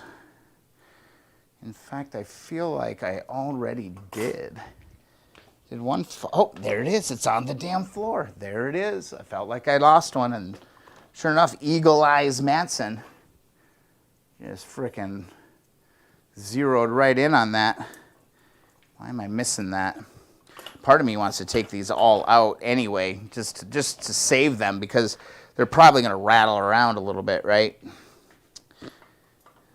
I'll leave them for now, but it's definitely time to start finding a home. William, definitely, man, I don't know where I'd be on my CB350 build without your videos. That is awesome to hear. Fantastic, man. I'm so glad the channel's helping you out, man. That was a passion project, 100%. And I tell you what, I get a real kick out of seeing the comments and seeing, you know, like really like just seeing the comments and people saying, man, this helped me, I finished my bike or whatever. It's really rewarding, so I'm glad to hear the channel. I'm glad you subscribed, and I'm glad you're a part of the group, man. I got to catch up on some chat. What the hell? Colin, oh, I missed Colin. Colin left. Dave finally got a set of vice grips. Dude, I'm telling you, vice grips for the win. Got to have a set of those. All right, what are we doing? Retab. I'll use that tab again. Looks like the kickstand mount and holder for the seat still look good. I think the seat, I think the pan and everything's good. So Colin left. Oh, I'm sorry I missed him. All right, BB, I got clutch issues to work out tonight, so I'm going to go read up on some forums. See y'all Thursday. Good night. Awesome. Good luck to ya. Got the vice grips. What else going on? Attach the lens like a turn. Absolutely. Scott Shed. Andy. Definitely will be saving the seat. Recently picked up a 64 Triumph. That thing has injured me multiple times trying to take stuff apart. That's what I'm working on when I pulled my hammy. The 72 CL was not a friendly bike to me. I mean, in the videos even, you can see how hard I fought. The front axle pull on the 72 CL, that video was brutal. Oh my God, that took me a week to do. Shale. Hanging out. I'm going to get the Ziploc bag next. Jacko, it's cold outside, 14 degrees. How'd that brake going? Jacko, CL100 is a done deal, at least for the first phase. Just wanted to put it back together and then ride. Next stage is making it look good. Fair enough. Go enjoy it while we can. There's all winter to work on them. That's cool, but not that bad. Awesome. Caught up on chat. Again, guys, if you haven't already, make sure to go to keeponwrenching.com. Bottom of the homepage, if you head over to the homepage, there's a little form. Free stickers are available. Request a free sticker. Go get that bugger. Go request the free sticker. If you'd like to support the stream, you can always hit that donate button. But also, there's a ton of other resources and stuff that I'm building out on the channel. What kind of things you're going to need and all this. And I just need to hammer down on some of this content. And I think it's going to be really useful for everybody. I've got to actually update the website and put the Apocalypse bike on here because this is the last time I showed the Apocalypse bike on this darn channel. That was a long freaking time ago. Very, very, very long time ago. But I want everybody to have a sticker. I want to like start seeing Keep On Wrenching stickers in the environment. I think that would be very, very cool. Let's refresh real quick and let's just see if we've got any new activity happening on the homepage. We're up to 176 members, which is amazing. Jacko's hanging out there, painting all this stuff. Yeah, BT did some nice videos, man. I'll just pass the torch over to him and he can take it from here, man. It was good. I like you're super loose in your videos, which I enjoy. You have fun. I don't know. I'm having fun, but I'm not like letting loose being crazy. I kind of enjoyed seeing that kind of, let's just have some fun, y'all. Thought that was kind of cool, man. Fun stuff. All right, so here we go here. Now we've got to, I want to bust out this rear hinge. Let's see which blah, blah, blah. That popped right off. That popped right off. There is 2 washers. That is it on that. They aren't even lockers, are they? Oh, yeah, they are lockers. So for now, I'm just going to go ahead and put these 2 lockers back in. And I am going to put the nuts back on. Whenever I can do that, I like to do that because it just guarantees pretty much that, they're going to be there when you're looking for them later on. 19 viewers. Awesome, fun stream tonight, man. This is great to see this kind of, people showing up. I'm going to go ahead and put these on too.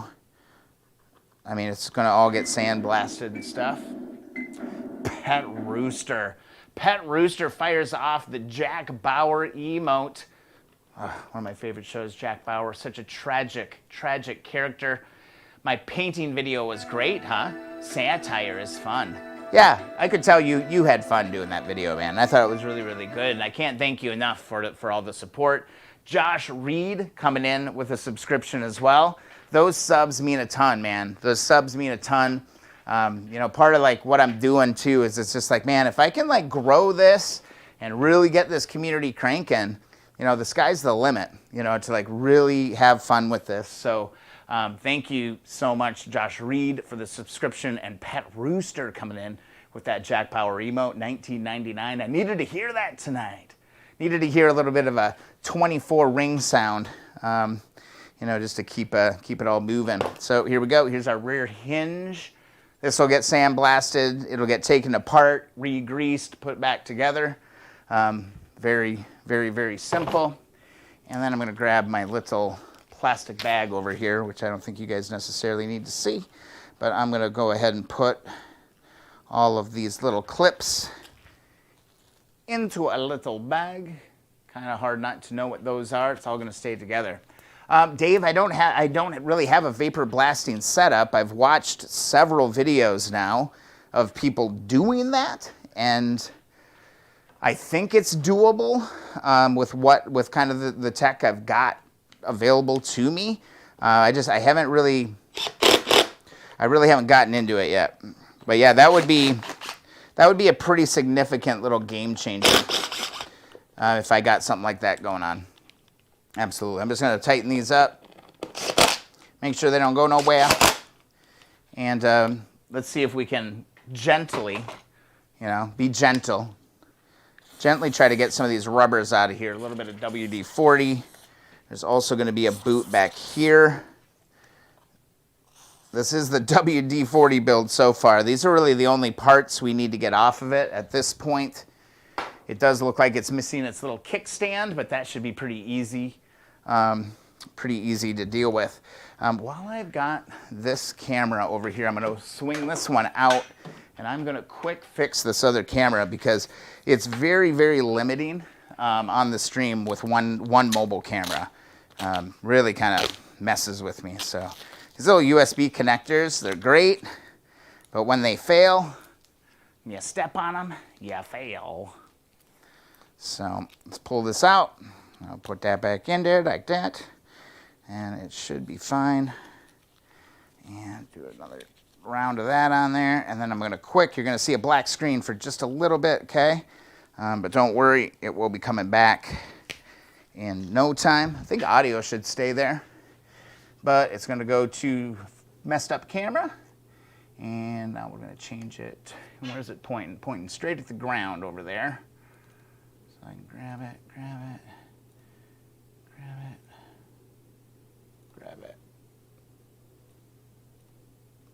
Should be that one. Perfect. Boom. There we go. It's like I know what I'm doing sometimes. It's amazing. So yeah, this is all just kind of soaking. Let's just kind of hit this again with the WD. I'm going to have to go to the store and order some WD-40. Run it out. This is my last can on the shelf right now. Another thing we could investigate is how bad is the interior of this wheel. Let's go ahead and pull this rim strip. Man, it's not bad. I've seen these way worse where they're completely rotted down to the bone, underneath the rim strip. It's totally clean underneath the rim strip. Guys, I'm not going to keep this rim strip. It's broke. It's dirty. We don't need it. But this ain't bad. This ain't a bad thing to start hitting too, because we're going to start going through a lot of it. You can use like a wire brush on like a brass wire brush, or even maybe steel on the inside of these. To clean out that interior. I'm just going to get this whole bike just kind of ready to polish. This might be while I'm watching the Vikes tomorrow night. I'll probably be working on this wheel a little bit. Let's just put that back down on there. This bike could go quick depending. Oh, there's kind of a nasty little spot right there. I forgot about that one. Let's touch that. Let's touch that one. Can you guys see that? Oh yeah, that's kind of hard. That's kind of hard to miss right there. I had a piece of steel wool.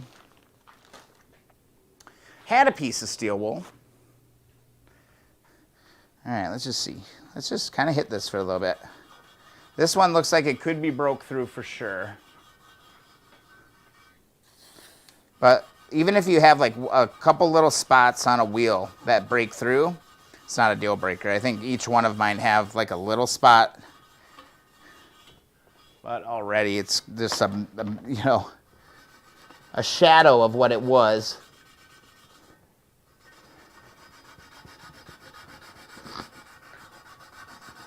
Let's get all that rust out. And you saw how bad that looked, right? It's kind of like, it's usually not quite as bad as you think it's going to be, when you start digging in. Yeah, because that kind of knocked out that whole piece, so you just kind of keep working your way around. Just kind of knocking that out, man. Looks good, I'm telling you. 4.0 steel wool, WD-40. And what more do you need on that? You know? I don't know. That's about as cheap as it gets. Say a paper towel. I went and did that without gloves. Now my hands are gonna smell like WD-40. Back over here. Go, Pat, go. Uh-huh. Now these can be tricky. These can be a real bugger to get out. These can be a real bugger to get out. You want something wide and flat. Putty knife will work fairly well. Be careful though. Pull gently and pull slightly to the side. But you don't want to tear them. Got that one. That one kind of just rocked out of place, but see how it's like a little triangle mount like there? Just gotta tip it kind of out of there gently. Trying to see underneath this one. Don't want to break it. I mean, it's not, you can always epoxy or paint it or glue it in. Ooh, a map update. We could totally do that. 4.0 steel wool done. Don't go anything coarser than that. Don't do 3, 2, 1 steel wool. Do 4.0 only. That one broke. That one was already tore, actually. It was like as soon as I kind of moved it, it tipped. Yeah, so that one's there, but we can always just glue those in when we need them, when the time comes. Well, yeah, let's do a map update here next. As soon as I get this one off. See if I can pop this one off nice. This is 2 tabs on each side. Oh, sorry. 2 on each side. Kind of rock it back and forth if you can. This one's really badly damaged, very cracked, very dry cracked. If you know of a better way to do this except just pure, you know, patience and pulling. There, that one came. Okay, perfect. That one broke. Gosh darn it. I got another one. So that's not an original part. Again, this could always just get cut and glued where it needs to be. But man, this stuff is so brittle. Look how brittle that is. Those are tough to save. These ones are tough to save, man. But what did we do? We went 2 for 4. 50% on those. Not so bad. Let's go to the map. Where are you from? Let me know where you are from, where you are watching right now. Now, if you've done it before, if you've been on the stream, and I've already put a pin in the map, I just ask that you respect that, because I can't remember where all of them are. Okay, I'm sorry, I'm not going to be able to remember where all of that stuff is, but I can go ahead and put this up on the map. And we can start laying some pins in the map. Let's show off the map. Was it this one? Yeah, it's this one. Okay. Let's get up on the map. Get a little bit of elevation. Just like that and that. I'll go handheld once we get some cities in. If you're new to the stream, man, let me know where you're at. Let's get a map, pin in the map for where you're at. And I'm going to actually get Google ready to go because I suck at directions. I am one of the most directionally challenged people in the world. Dave, 123, Alexandria, Virginia, just outside of Washington, D.C. Let's get a pin in for you, man. All right, let's do it. Grab a yellow pin, that'll be cute. And let's go fly to Washington, D.C. There is Washington, D.C., and I'm going to put it close because this pin covers about a 200-mile area. Dave, you're going into the Keep On Wrenching map right outside of Washington, D.C. really cool, man. We've got Argentina representing. We've got our friends in Australia. I know there's some New Zealanders that should be on here, but I don't have them on here yet. Yeah, we're making a little push in the UK. This is a really tough time zone for the UK. I get that. I need to find a better time. But also our friends in Mexico, they're representing on the map as well.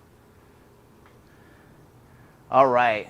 Okay, this one's going to require me to go to the map, or go to a digital map to figure out where Bellefontaine, Ohio is. All right, Bellefontaine, Ohio. Bella, how the hell was that spelled? F-O-N-T-A, Fontaine, Ohio. Okay, perfect. This will give me a good idea. All right, so you are basically in between Columbus and Cincinnati. North, or Dayton. A little north of Dayton. Is Dayton on my map? I'm going to need to get a bigger map.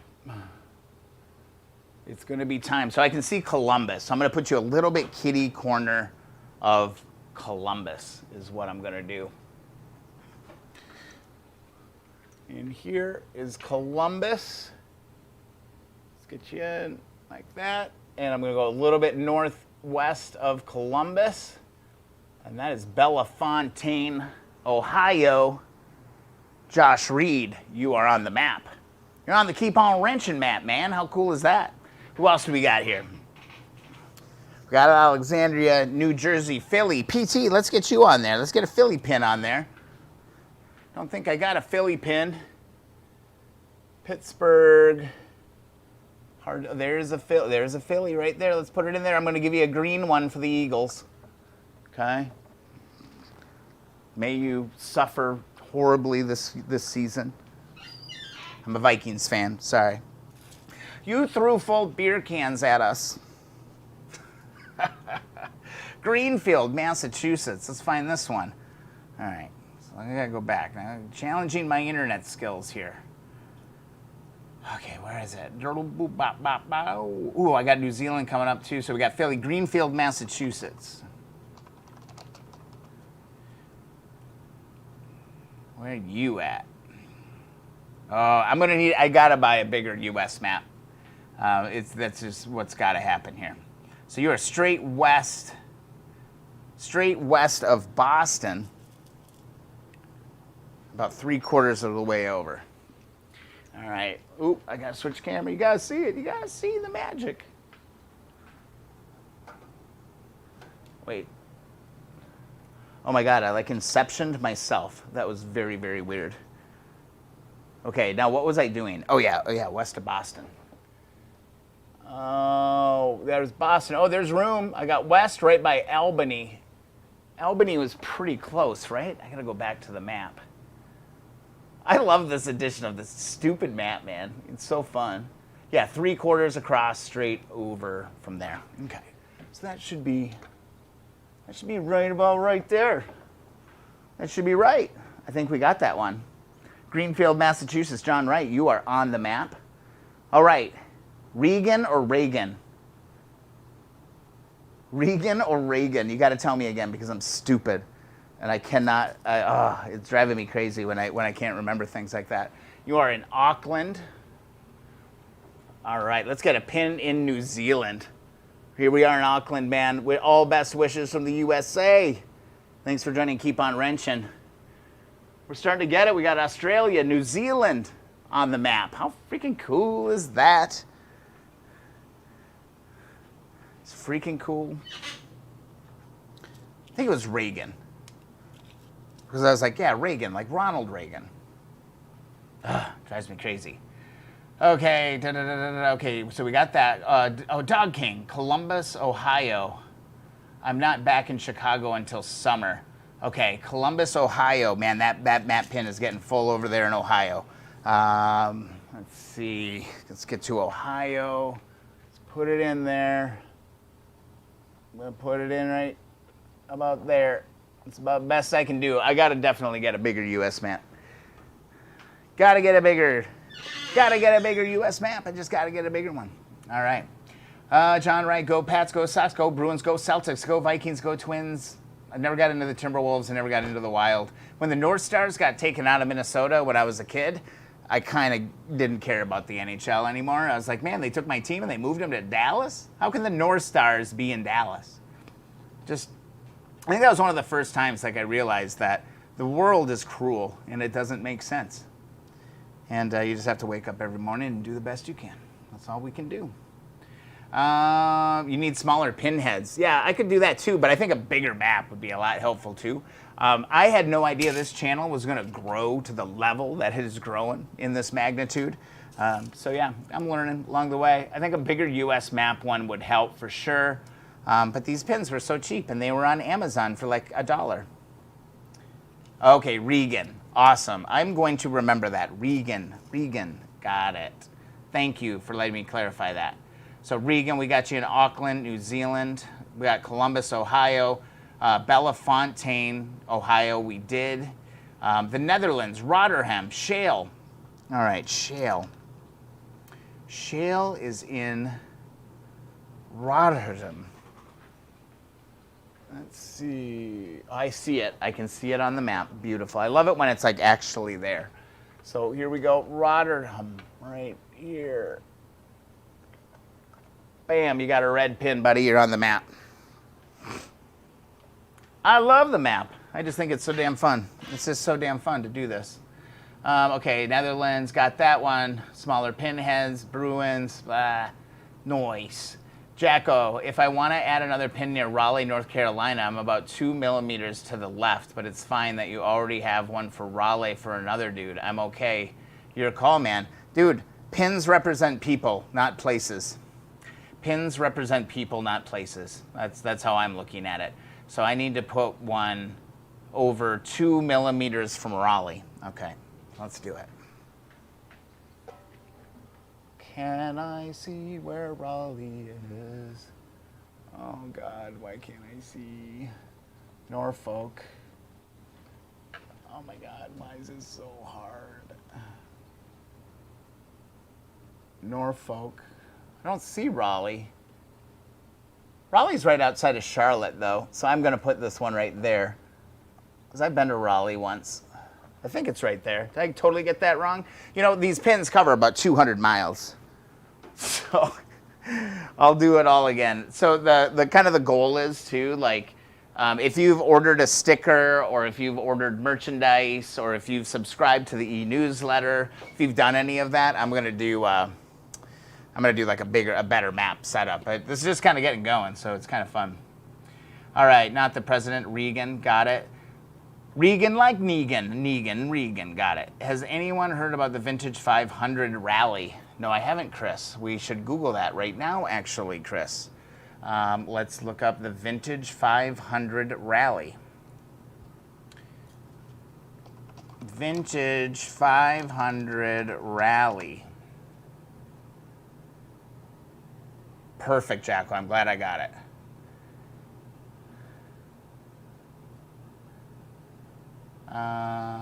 For Fiat, it's got, I'm assuming that you're talking about motorcycles.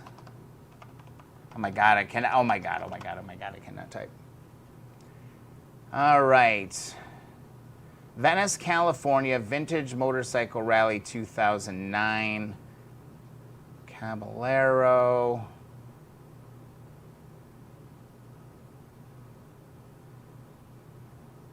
Not seeing anything really popping up for that.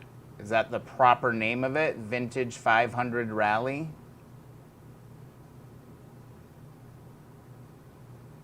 I don't know. I have no idea. I don't know. I don't know anything about it. Let's see. If you haven't joined the Keep on Wrenching community group, please be sure to do that. It's how we all kind of stay in touch. We plead for help. We show off our wins. Yeah, this is the group. This is the good people. We hang out and we wrench all the time. We have another member request, so we need to get to this right away. We got Scott Colby coming into the group. Did he answer the question? I'm always so bad about like checking to see if people answered the questions. I hate that when I do that. But yeah, boom. So we should be to 377 on the Keep on Wrenching community group. It takes a lot to join a Facebook group. So the fact that you're all kind of coming along for the ride on this is really, really cool. Yeah, look at that. 377. Welcome to the group.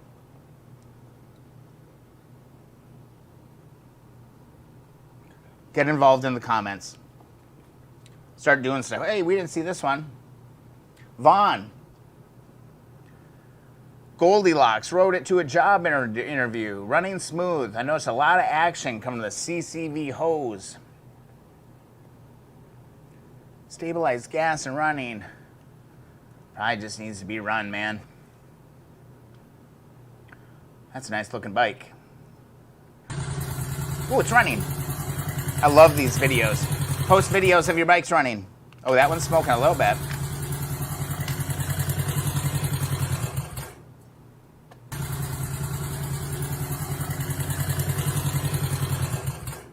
Yeah, that's smoking a little bit there.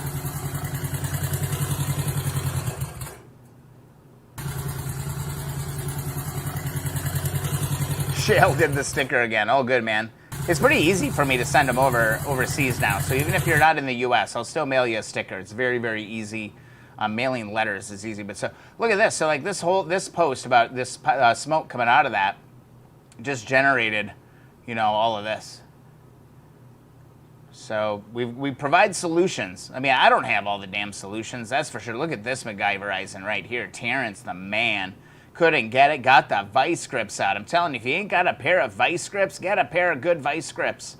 They will come in handy. He couldn't get those JIS screws out of those manifolds. He got crafty, and he did it.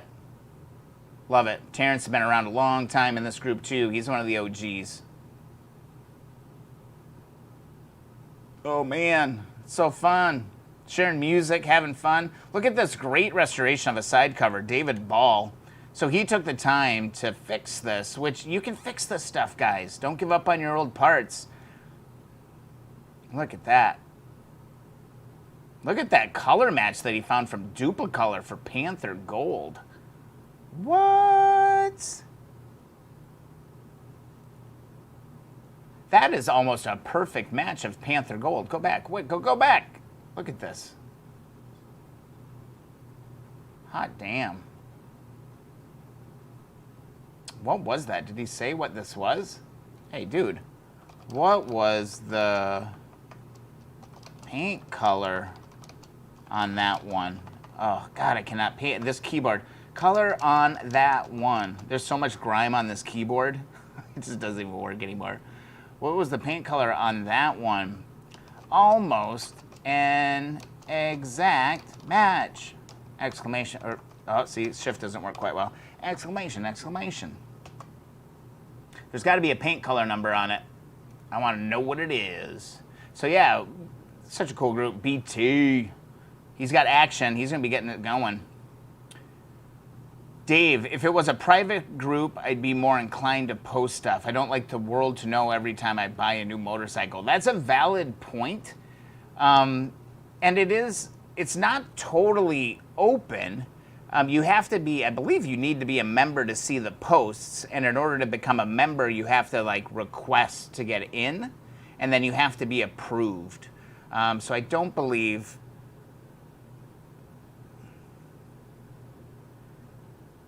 okay, I'm reading. Sorry, I'm reading. I'm reading things. Discord.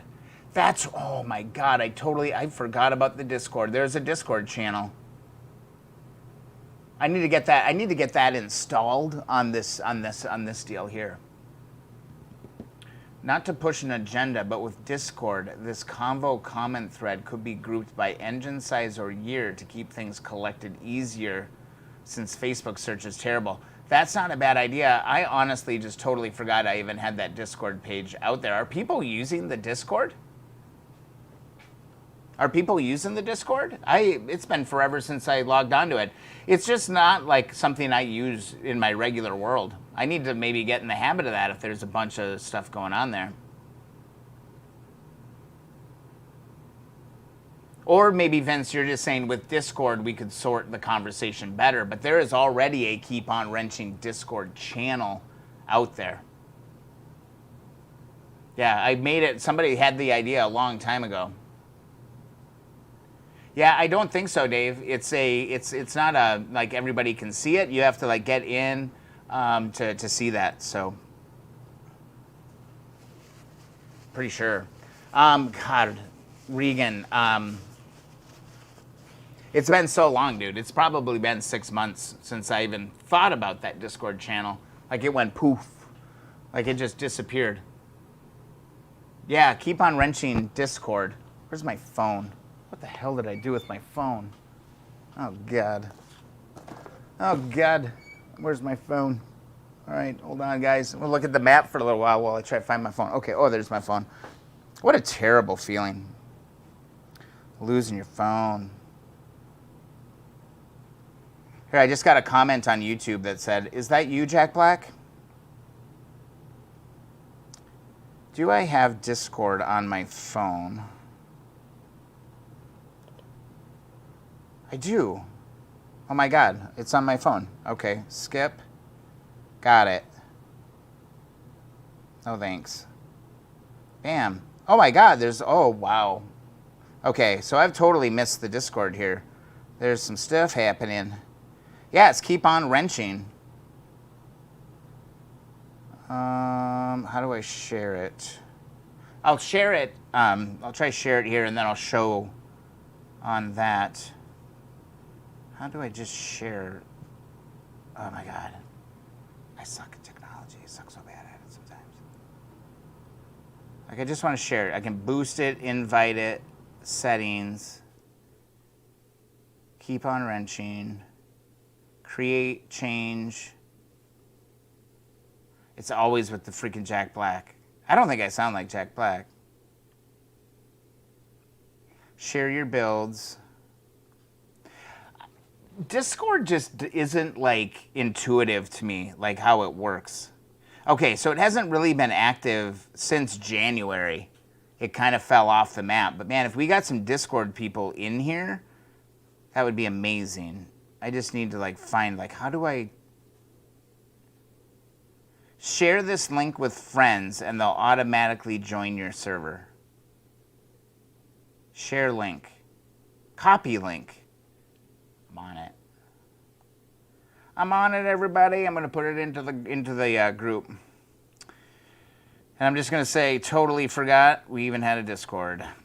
Totally forgot that there is a Discord channel. And I'll show it on the screen. Paste.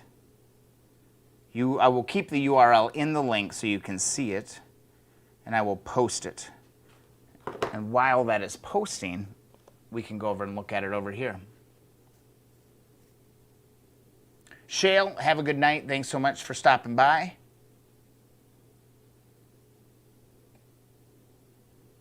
Yeah, I'm totally with you, Vince. Good idea. Let me just get in here. So Discord.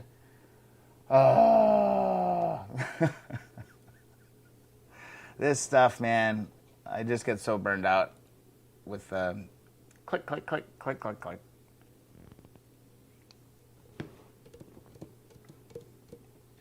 Yeah, I used to do a little bit of PC gaming, and Discord is how I communicated mostly with people there. But here you go. Totally forgot there's a Discord. Oh, why did it remove the damn link? Keep On Wrenching community server, Discord server.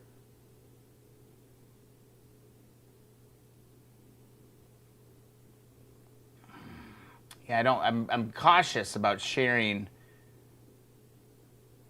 that information. Like I'm not sure like what kind of, like if it's going to show personal information or anything like that. So I'm being just a little careful here. It should have posted that stupid URL. So I'm going to delete this post. I'm going to try again over here, and this time I'm going to kind of isolate the link so it doesn't recognize it as a link. Oh, Regan, you found it? Were you able to just search it?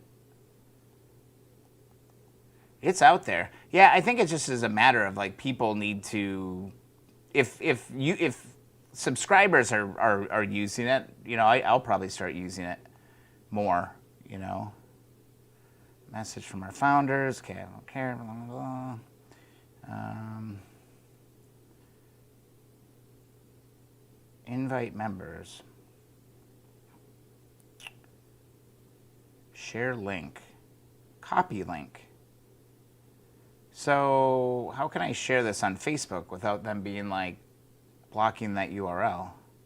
Does Facebook not want me to be using Discord?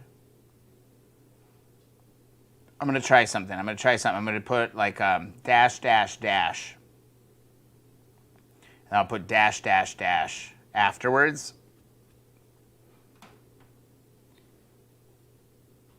And let's see if it picks it up this time. There, you guys should be able to use it this time. Perfect. So yeah, if you're on Discord, do that. I will turn on my notifications. It's just another channel to add to like my mix, though. It's like there's a lot of noise, and like even just the YouTube channel alone, I'm like constantly like, It's a great problem to have. I'm not complaining at all. Please don't interpret it that way. I don't mean it in that way at all. Yeah. Oh yeah. We got a bunch of people that are online right now. I just don't know how to use the damn thing. Charvel, have a good night. Thanks so much for stopping by. Perfect. All right. Continue the conversation. And this is just something I'm going to have to start paying attention to be quite honest. Yeah, there's member chat and then share your builds. What's the other one? Go ahead, start like whatever. I don't even know how the hell any of this work. Yeah, okay, so I see people join today. 10:17. Bam, bam, bam. Awesome.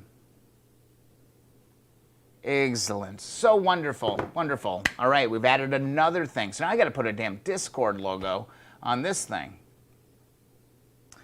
It never ends. That was a fun map. I hope I didn't miss anybody on the map, but it's time to like start maybe looking at this a little bit. And it looks like just like teeth. It looks like these are literally just like kind of cut and peeled on.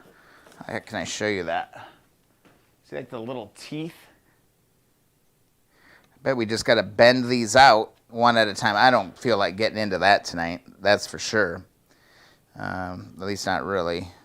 How easy do these bend? And I'm kind of ruining my video. But I guess I probably have another seat I could reupholster up there too for the video. Oh, I'm just getting way ahead of myself. I think I'm going to sit on the seat for a little while.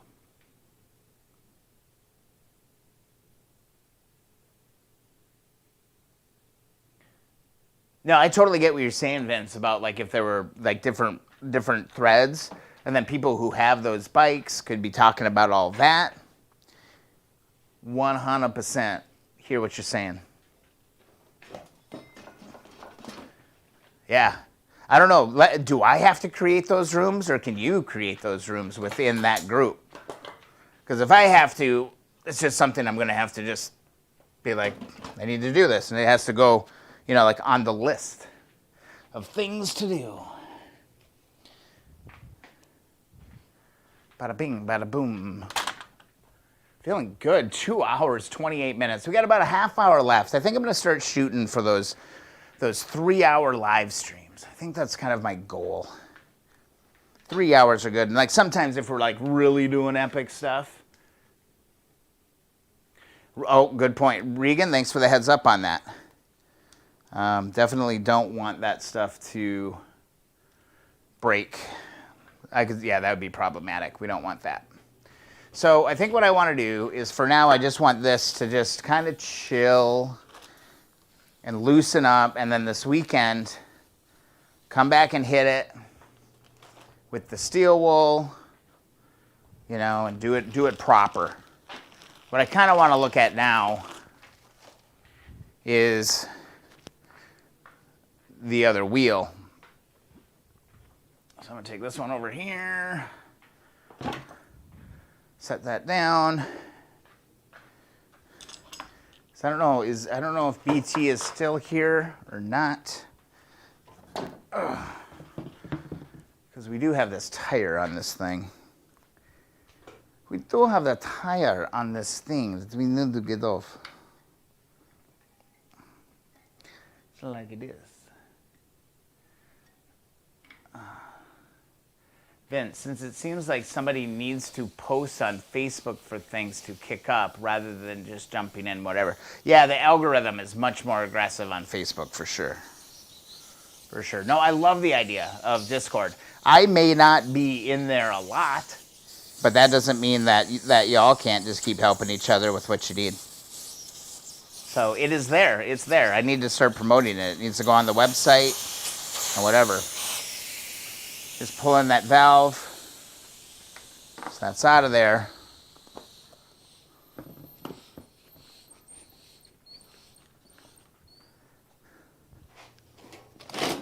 Let some of that air kind of leak out of there for a little bit.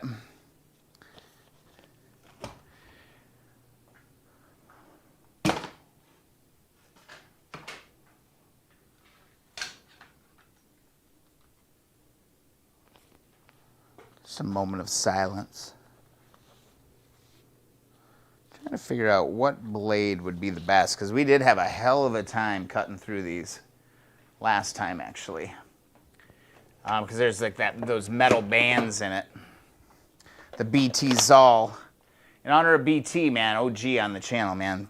Guy's been a huge supporter of everything. We named a darn tool after him. So I think it goes this way. No, that doesn't feel right. I guess you could probably do it either way you want. Yeah. But this way feels right to me. Let's see.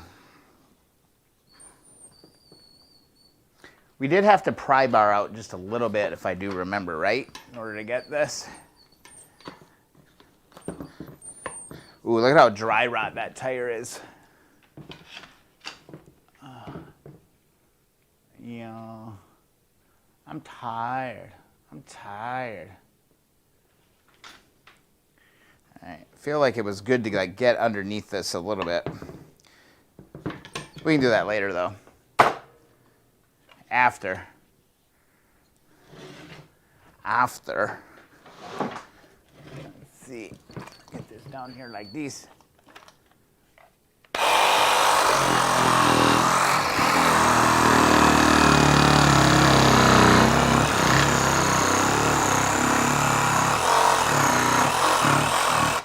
Thank you, BT Zoll, for being a sponsor of the channel.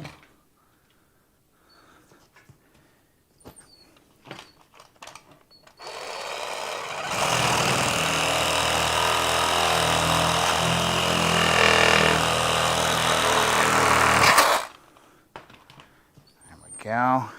It's getting this edge. The edge is like where it all gets really kind of tricky.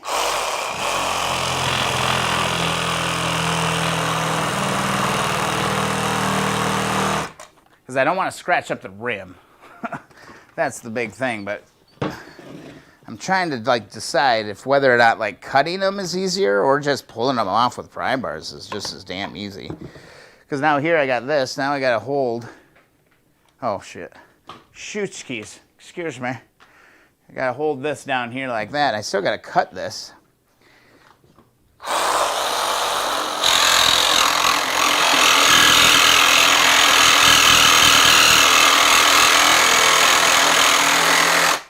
And I don't know what the hell is in the ends of these.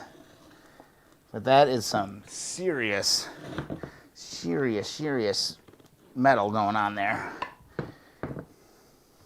And we had to cut that with a snip, if I remember right. I mean, I almost feel like it's easier just to use the damn pry bars and take the tire off. You know, it's not that hard. If I could find my other... If I could find my other pry bar. There we go.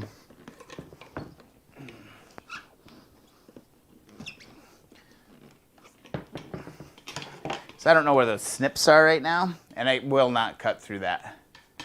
Yeah, that inner band. That was the deal right there, bub. It's just I don't think I got anything to cut it with. So So I'm looking around, trying to see desperately. I'm looking desperately for the wire snips. I can't believe that I can't cut that. Ooh, there they are. I found them actually. Hiding out there. See if we can get this. We'll keep trying. Yeah, like this is like really the only thing I have to like work my way through this. The other thing that I don't like about this method, to be quite honest with you, BT, it makes the tires kind of hard to stack. And I have like a lot of tires at this point. And once you cut them like this, they get really hard to stack. What if I could just get that slid in there?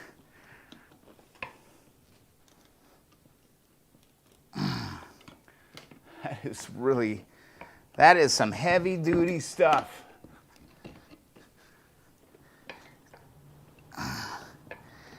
Might have to snip my way through it. I think I did last time. Wire bead. I might have to Google that because this is some serious, serious business right here. It does not want to cut. And whatever blades I have for that Sawzall, they won't even touch it. Just for the carnage? Fair enough. There, it's starting to finally break apart. Ugh. It's an entertainment channel, after all. Oh, God, I'm not even giving you guys a good look at what's going on here. Like, this is not the easiest thing in the world. Oh, good, come on. I don't want to mess up the rim. So I'm trying to be as careful as possible. Oh, that is a lot of work. I mean, I took the whole tire off with tire rods in, 5 seconds. Well, not 5 seconds, but it was pretty fast. Oh. Yeah, this is dumb. I'd rather just use the damn tire irons. And maybe my tool is just super dull, or maybe it's the wrong hardened metal for cutting what I'm trying. There we went.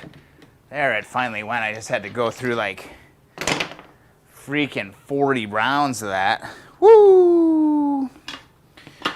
Yeah, I'm not a huge fan of that method.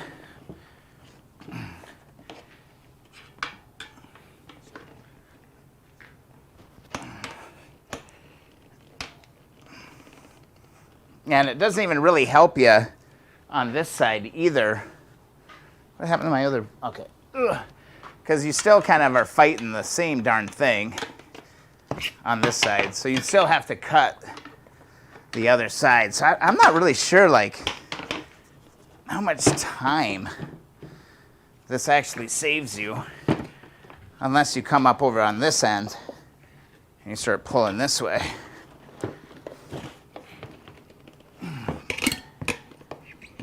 Get underneath this.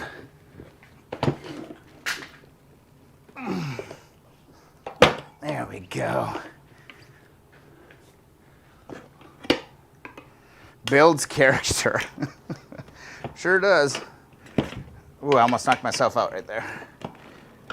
There we go. Like, it'll pop off really well.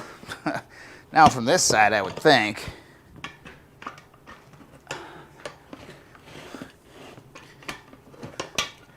There. I mean, honestly, I think the levers are a hell of a lot easier. Because this should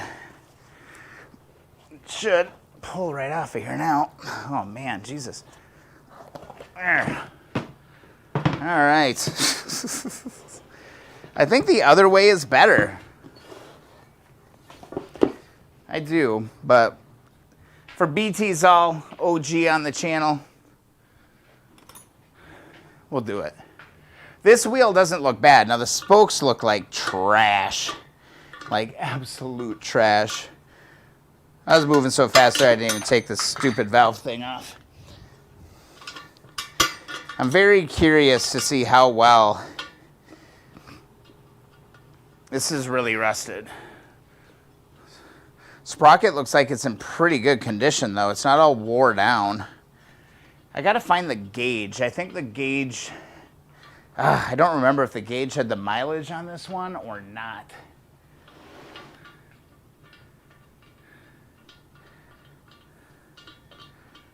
BT, are you satisfied?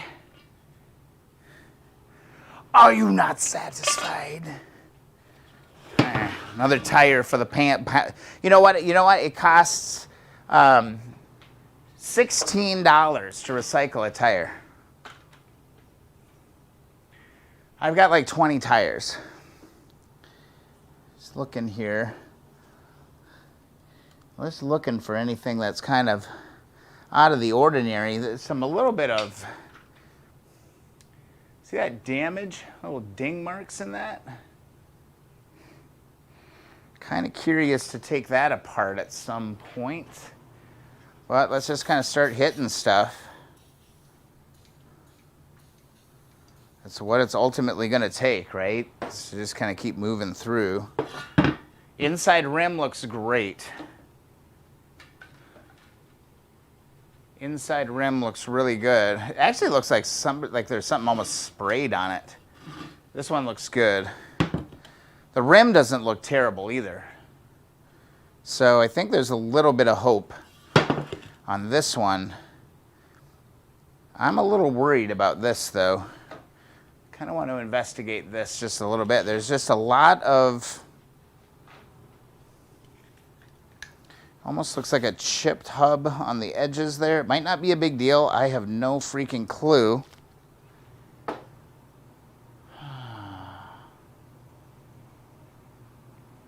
I have a bearing retainer tool that will help me get that off. I did finally splurge and buy one of these. So I do have a proper bearing retainer tool. If it fits this old bike, I hope it does. I think it will. Once I clean it up, maybe. Or maybe it's not. What's going on? Oh yeah, it'll go on there. It will go on there. I don't know, should we try tap this open? See what we can get out of it?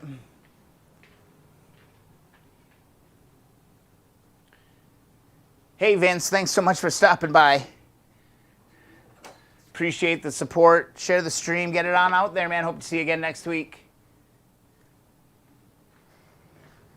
Common Motor has another video that's really good, that kind of their method for doing it.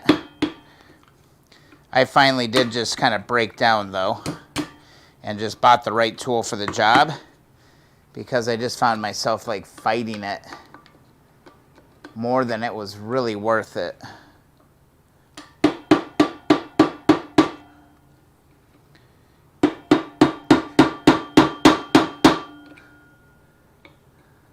This is some crustiness happening over here. I think this indicates like we're gonna need some new parts. Not new parts, but better used parts on this. Just knocking these little tabs down so I can get at these nuts. Looks like I should have them all. Is there one more there? I don't think so. Those all look really rounded off as well. So that makes me a little nervous. I think this might be a job for the breaker bar. That's 16. It's a 15. Let's see if I got a 14. It's definitely not that. It just felt just a little bit loose. It's not a 12. I want to say it's a 14. I want to say it's a 14. There's a multi. Oop, no, I'd like a 6-sided if I could get it. I'm pretty sure that's a 14. There it is. There's what I'm looking for. Yep, that's what it is. All right, and then breaker bar. breaker bar, and then I'm going to need... do I have an adapter for that? I don't think I do. Okay, so breaker bar is out because I don't have that adapter. But I do have this. And if I have to, I can add some leverage to it.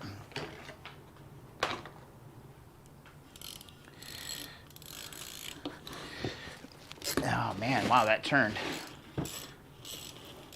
It's like everything looks a little bit more scary than maybe it actually is. I'm gonna need my rubber hammer on these though, because they are a little bit rounded off. And I just feel like if I can seat the socket,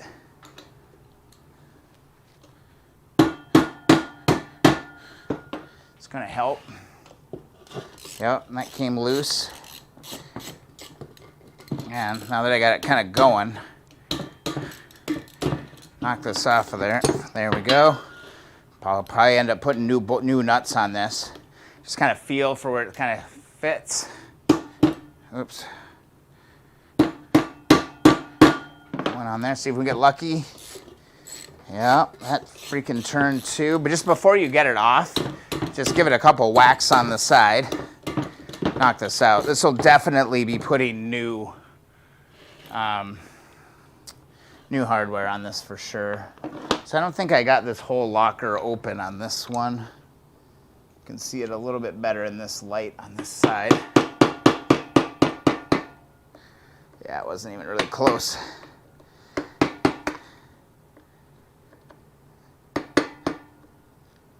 There we go.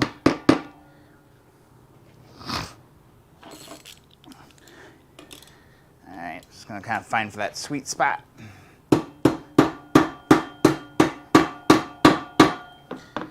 That's a little crooked yet. Can we get lucky on the last? We got lucky on the last. Yeah, all these parts right here are pretty much rusted out. So luckily I do have like a new set of everything kind of available. So that's loose. Now I can kind of save my effort a little bit and I can go to electrical or power tools. If I can find the right adapters, which I do.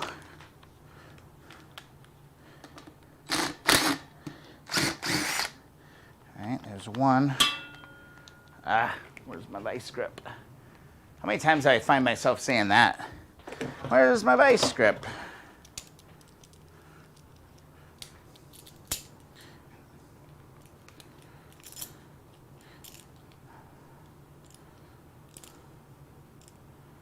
Just kind of grabbing it on here. Got it.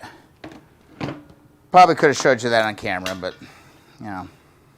Can I get these off? I'm gonna need a little bit of an assist. That one came out. That one is gonna come out. And this one came out too, so we got all four of those, great. Okay, we're going deep on the wheels. I didn't anticipate that. This piece completely rusted and gone for the most part. Let's see if I can get you down in the action here a little bit better.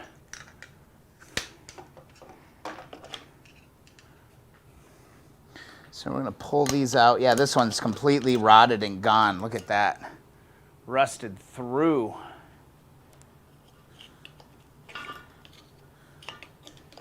Yeah, there's nothing left. Nothing left of these.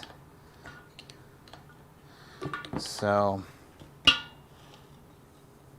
gotta be careful with this stuff. Definitely don't want to get cut on this. Otherwise, going to get tetanus shot.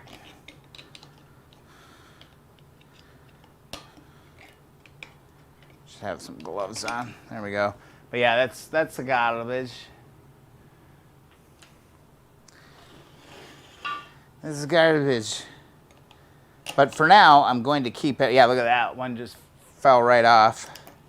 For now, though, I am going to keep all the parts together so we have everything in the thing. So I'm just going to go ahead and grab a bag right now.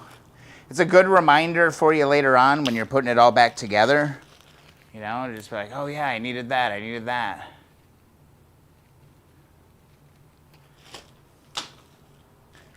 Oh, what's going on in the chat? Dedicated that dance to you. Oh, no standing on the tables or anything, Tula. Nothing like that. Nothing crazy. Got the Sawzall out for a little bit. So I anticipate this is going to be a giant pain in the butt. Getting the snap ring out. I'm going to grab a couple different options here to extract this. A little snap ring plier set. See if this thing will even move.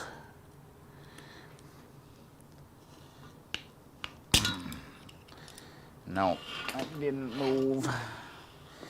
So then what you do is first you try to get some lateral. So you can just kind of knock the edges of each side of the pin. Just get them to move. There, it moved.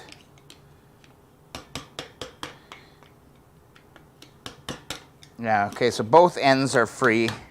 It's probably still locked up on this edge. Just kind of give it a knock around each side. We're just trying to kind of jostle it loose. These things are kind of a pain in the butt anyway. But when they're all rusted up like this, like they're really no fun at all. Give this another douse. Got them going through. I'm going to probably go through half a can of WD-40 just tonight. On just tonight's live stream. Snappos, I'm on it. Jacko, I'm on it. You read my mind.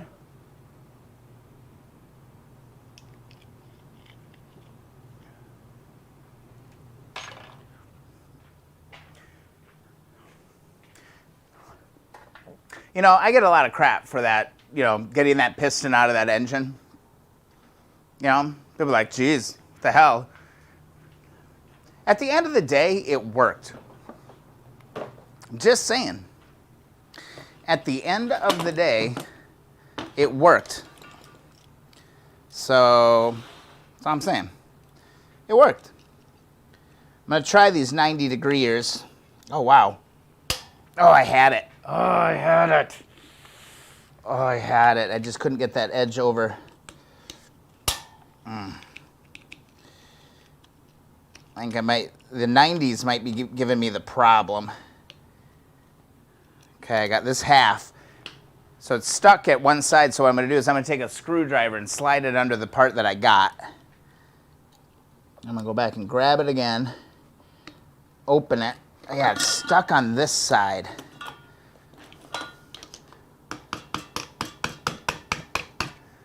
Sorry about that, bumping the camera. Yeah, it's stuck on this side. It opens on the one side. There, the whole thing spun on me now.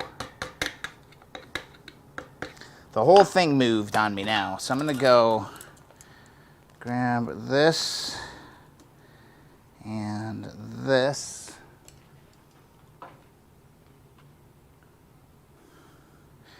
See if we can get this off.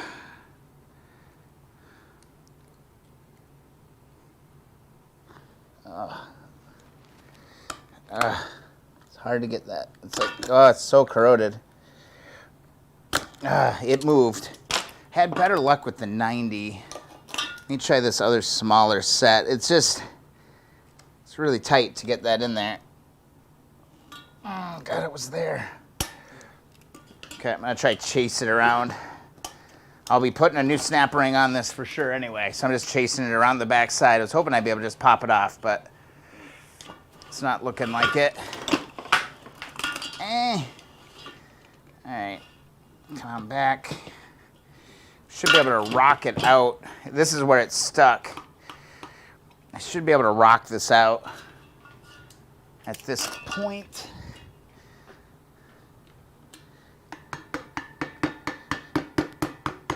There. Yeah, it was stuck like right here. Just kind of rusted in. So there's that snap ring. Should be able to pull that out. That's crusty, but it's still strong. Go ahead and put that in the bag.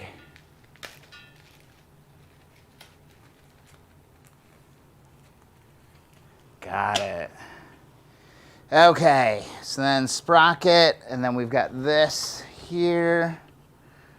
There's a washer here. This looks like it's almost fused to the thing, or to the sprocket. What, did I do something wrong again? Tool is chirping at me. Don't use the circlip in the holes, but on the edges in the gap. I think that's what I did. Oh, don't use it on the holes. Put it on the edges in the gap. Oh, just bypass the holes, you're saying. Just put it on the inside. That makes sense, actually. All right, so nice flat chisel, or putty knife. Got that other ring out. So here's this. So we're making progress through this thing. And we should be able to see what happens here if we can get the sprocket off. I think this will be a little bit of an ask. That wants to move on the one side.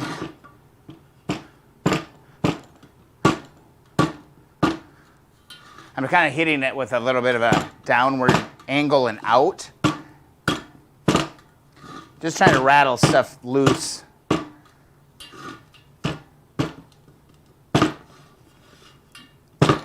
Almost like an impact a little bit. Ouch. That was just an ouch on my tools. It's moving though. So take our breath here. Hit these. We haven't really got any lube down in there. Lube it up. When in doubt, lube it up.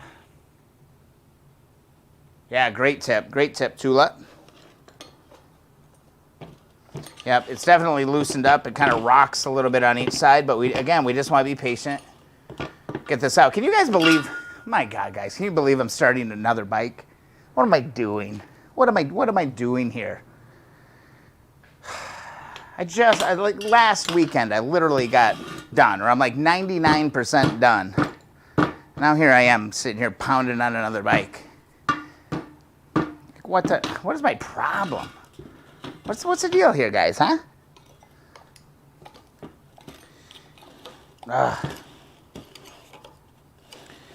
Really annoying. Just want to be really careful. And there is something going on with this hub. Like the more that I keep kind of staring at it right now, something's up with this hub. Like I don't even know if I get this sprocket loose. I'm going to clean it up so you can see what I'm talking about. Like even if I get it out, I'm not sure that it will even get over this.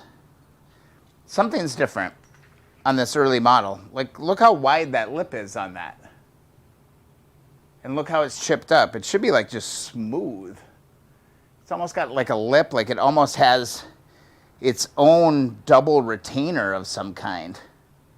I might have to look this up on CMSNL because this just looks different. And it almost looks like these marks, like here and here, are almost like somebody taking a big pair of channel locks and turning a piece out. Doesn't it? Because it's chipped like here and here. Like there's no way that sprocket, like right here, is going to slip over that.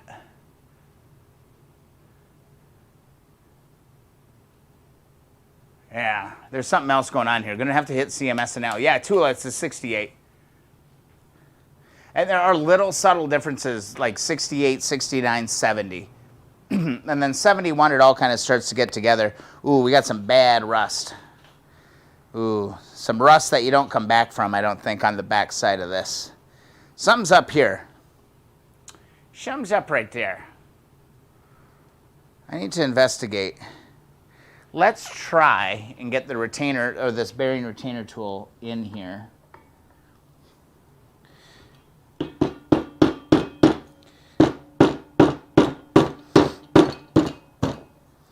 For some reason, it doesn't like to just sit in there. Let me find the right wrench here, too. Let's find breaker bars.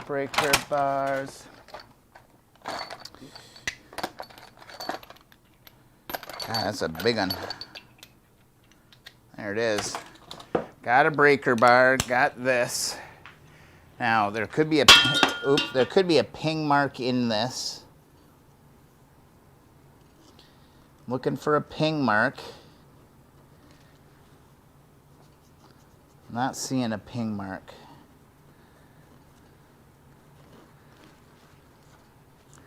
Get a little bit cleaner here. CB350, 1968 CB350. Here's what we're working on tonight.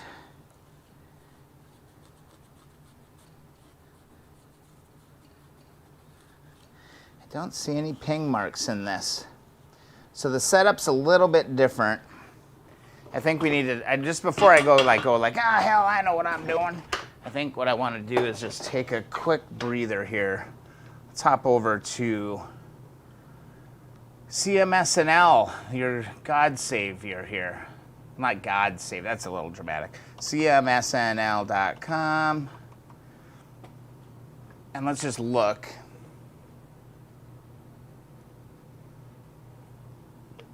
It's a 68 CB350 that had a CL exhaust on it.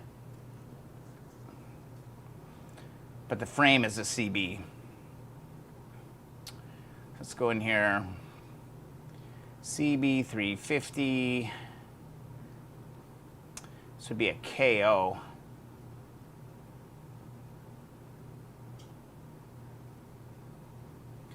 KO Australia, KO Sweden. 68 USA right here.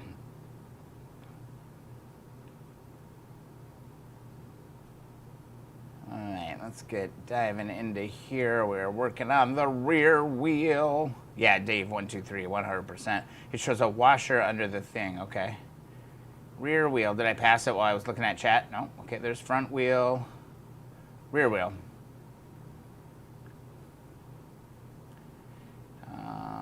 View larger image, and what we are interested in is this. Okay, so spacer, thingy, seal, bearing.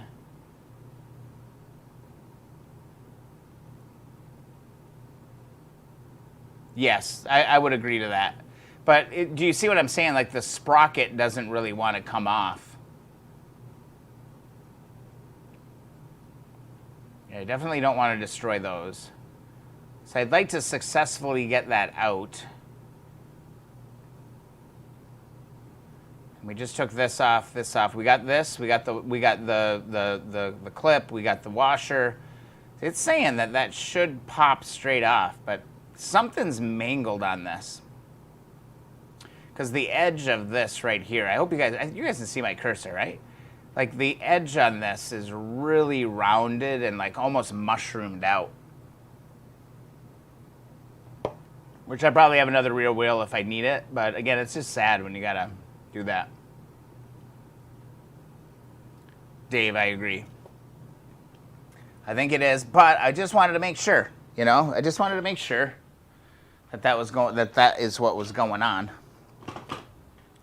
before I go tearing into it, you know? So this bearing retainer remover tool doesn't exactly line up as perfectly as I feel like it should. Like it almost wants to, but it doesn't. And I've tried it in like every configuration, and like one of the tongs is just off. Like it's not even close. It's like off. Like I'd almost have to drill one of these out anyway to use this. So it's just another one of these things that's like, you know what, I spent the good money, you know, to get the right tools, and then when they don't even work, super annoying. So I don't know if I'd waste your money on the retainer remover, but I got it. It did work. It's only catching on like 2 of 3.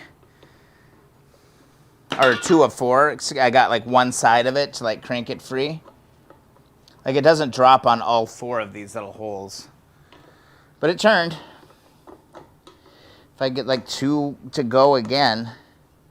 Like I'm trying to look like if there's an orientation that I'm messing up or what, but. I mean, you buy a tool, you'd think it would just fit. But yeah, it's good. Actually, you can just kind of pull this right out. Yeah, it's not working the way that it should. Not as advertised.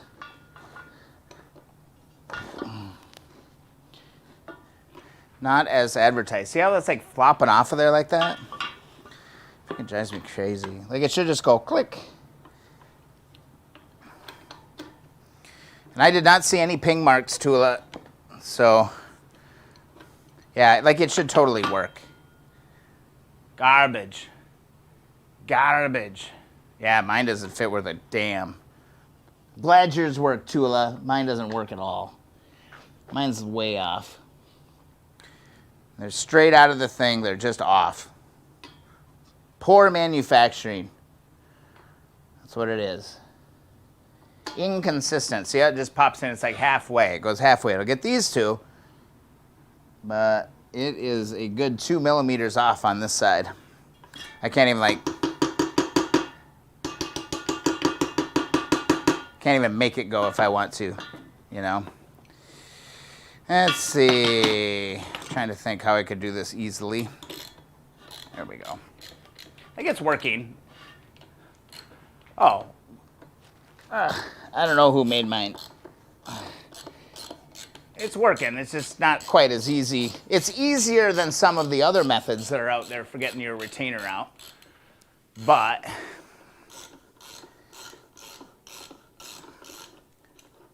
it just doesn't fit quite right. Pull these out. Long-winded buggers, let me tell you. There it is. Seal's in good shape. Looking good. That's all there. Big question, man, is this sprocket going to want to come out of there?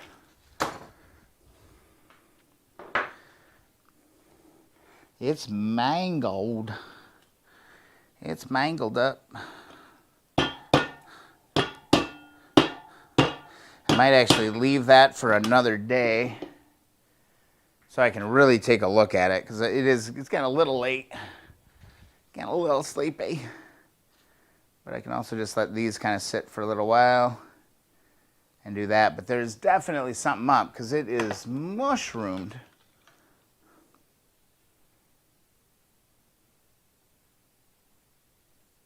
Thanks, Jacko. Chula might have got it from there. From Amazon. I mean, I can barely read anymore. Nails on the hole, put the screwdriver in it. Yeah, Jacko, that works too, for sure. That tool, this one's got a Common Motor stamp on it, so I think it was something I just added to one of my orders from Common Motor. But yeah, it just doesn't quite line up. It definitely helps, but it doesn't like clip on there perfectly. Yeah, I don't know what I'm supposed to do here though, because there is no way in hell that is coming off of there. So this could be that somebody had the rear wheel torqued too hard and it like mushroomed that out. See what you're saying, Jacko. Yeah, I totally agree. That's kind of what I was thinking of, like grabbing my Dremel and going that route. And just trying to like clean this all around here with the Dremel.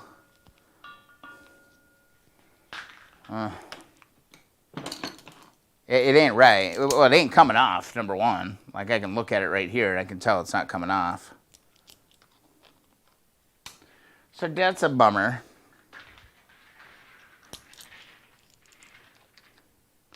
It's a big bummer.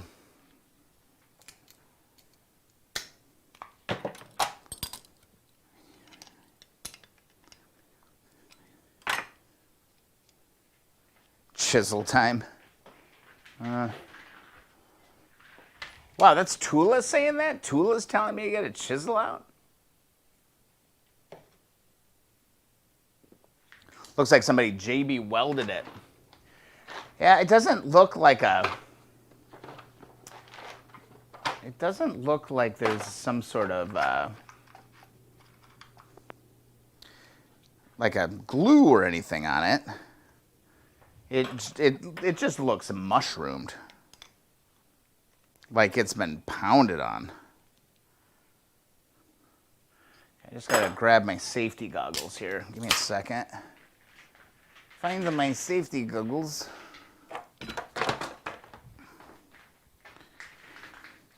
Wipe them off because I put WD-40 all over them. Sawzall's not gonna work on this one, Pet Rooster. I also need to plug in my Dremel tool.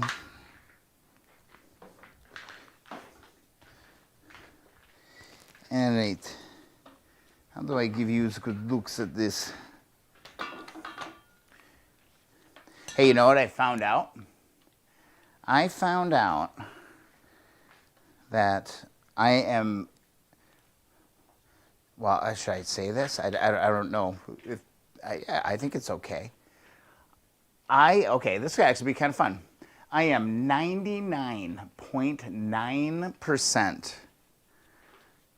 genetically of this country descendancy. 99.9%. What do you think it is? Clear coat work, Pet Rooster. Come on. 99%. Descendant of somewhere.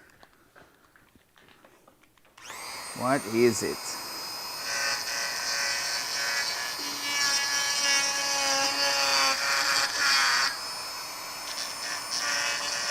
Yeah, it's like really mushroomed off.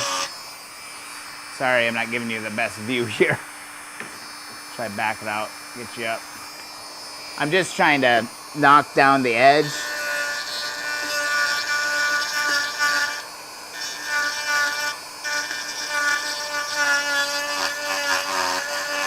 Ooh, right there, really bad.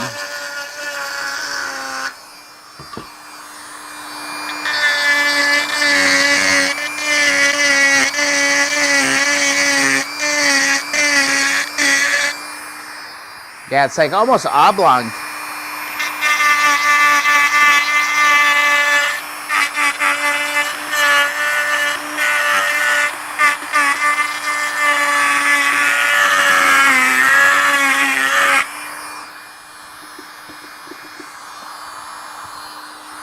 It's gonna be tough, and I hate to like pull it off, because you could break the hub, like crack this piece of the hub.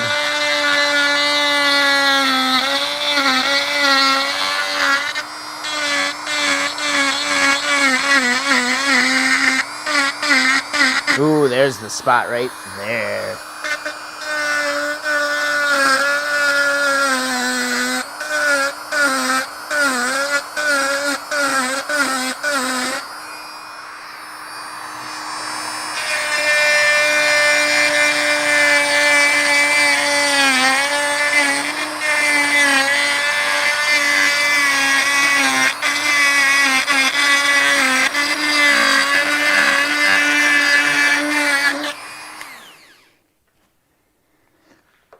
It feels like this might be like a lot of work. Vika! Welcome back to the stream, Vika. It's been a long time. Feels like it's been a really long time since you joined us. I hope you are well. I might have just gotten it enough. It's coming up more. Where's it hung up?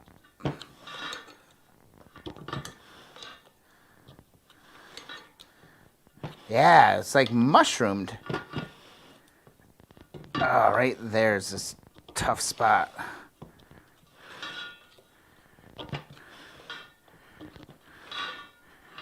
Slowly but surely, you guys see that on the stream. I hope my arms aren't getting in the way.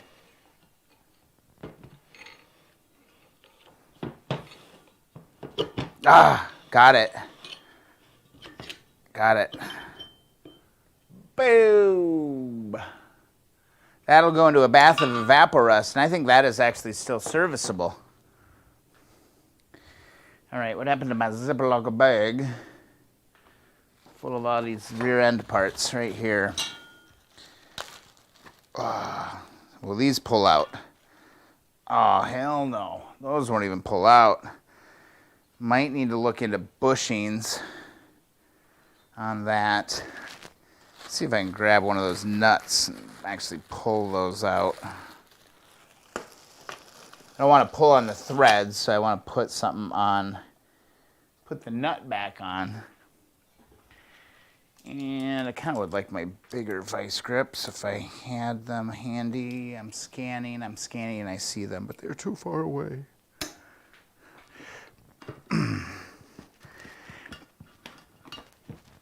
I don't want to do that 4 times.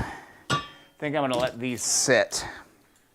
I'm going to let these marinate a little bit.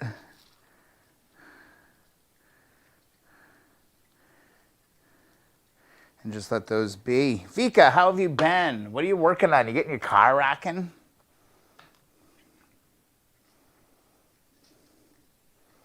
I don't think we'll get the bearings out of this one tonight. And also I'm seeing some major yuckies. This is all chrome that's gone. That ain't fixable. So I need to think. Kind of looking over here to see if I have another rear wheel.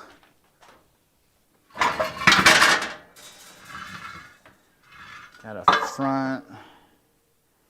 I do have another rim. I do have this. This one's in actually pretty good shape. Yeah, this one's almost done. Why the hell haven't I used this wheel before? What the hell's wrong with it? I'm getting hung up. So I think I might have an alternative rear wheel for this one. I can't paint it, dude. Not on this bike. Okay, so those are sealed. I got the bearings out of this one. What's wrong with this? What the hell's wrong with this wheel? This might have been just an extra wheel that I got with another buy. But this is definitely a candidate to use on it. It's not exactly the same style, though. There are some differences. Let me see if I can balance that, and let's go fly. So the 68 is going to have lots of holes drilled in it. And they minimized all of that on the later wheel. So that would not be consistent, and somebody would catch me with that. For sure.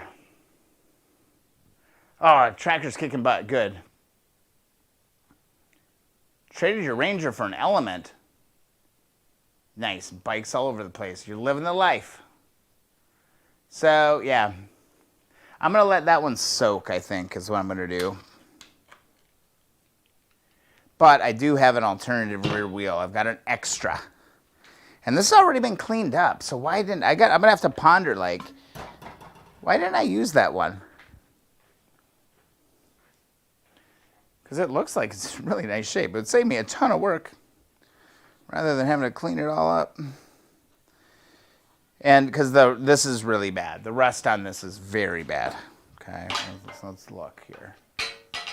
Take my word for it. Like, that's through chrome.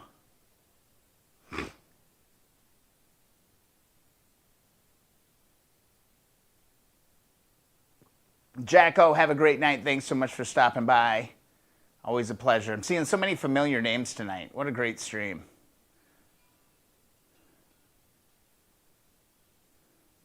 Like, that's got, like, I'm peeling that away with my finger right now.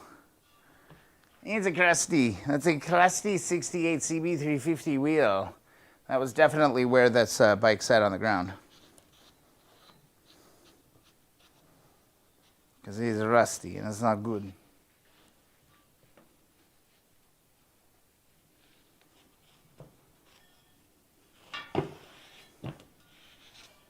No guesses on the nationality test, huh? You guys just don't care.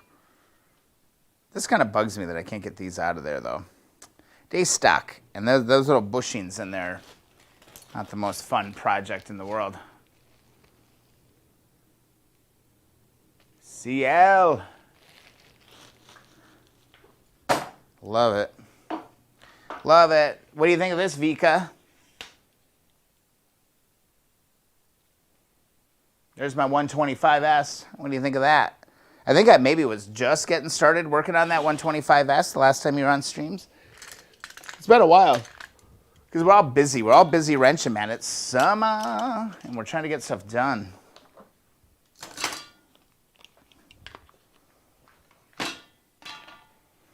Spike's going to be freaking badass. That is going to be a cool bike. No joke, no doubts. Just trying to clean up here a little bit because I got stuff all over the place and I'm starting to drop stuff on the ground, lose stuff on the ground. Losing my parts ain't no good. Oh my God, we're at 3 hours, 20 minutes, 18 seconds on the Keep On Wrenching live stream tonight. Can you believe that? It's insane. Oh, don't be jealous. Finland. Dave, 123, nailed it. I am 99.9% finish. Don't know what's going on. I feel like that's pretty rare. What made you guess finish? Have I mentioned that before on the stream? I'm not sure. Oh no, I'm wrapped up on my Dremel. Yeah, isn't that crazy? I would love to go back to Finland. And I've been looking at Finnish language. Oh my God. Looks incredibly too complex for this American. So much to do. Hey, one of the other things that happened during this last week while I was trying to get the Apocalypse bike going, I discovered my problem with the CL350, the red one from the YouTube series. I think these carbs just sat too long, they got dirty, and that's the problem because I actually swapped the CL carbs onto the Apocalypse bike and it had the same exact problem. It ran exactly the same, it had the same issues to where it wouldn't go over 5,000-6,000 RPMs. It'd like get to 5 and then it would be kind of like, and then it would just hold at 6 and you couldn't get any more out of it. So I'm glad I got to test that to say, okay, it's the carbs. There's nothing else wrong with it except there's something dirty in the carbs. So I'll be tearing those apart at some point to deal with that. Pet Rooster, go take a shower. Yeah, I hope you wore gloves. I hope you wore gloves while you did that, man, because those little fibers are going to itch you to death over the next day or so. I believe I said that in my live stream, and you should wear gloves. Pretty sure I did, man. Okay. Started a little late tonight, so we're rocking and rolling. Clement Hill Cycle just pops in. Oh my God. Just for exfoliation, main clog jet, something, Tula. It's going to be something, and I hope I find something. You know, kind of like you were going through your carbs, I hope I find something. Something that's going on. Go, Pack, go. All right, Skull Vike, see ya. Awesome, you wore gloves. Awesome, you're so smart. Good stuff. Too bad you're a Packer fan, but that's only a minor deduction.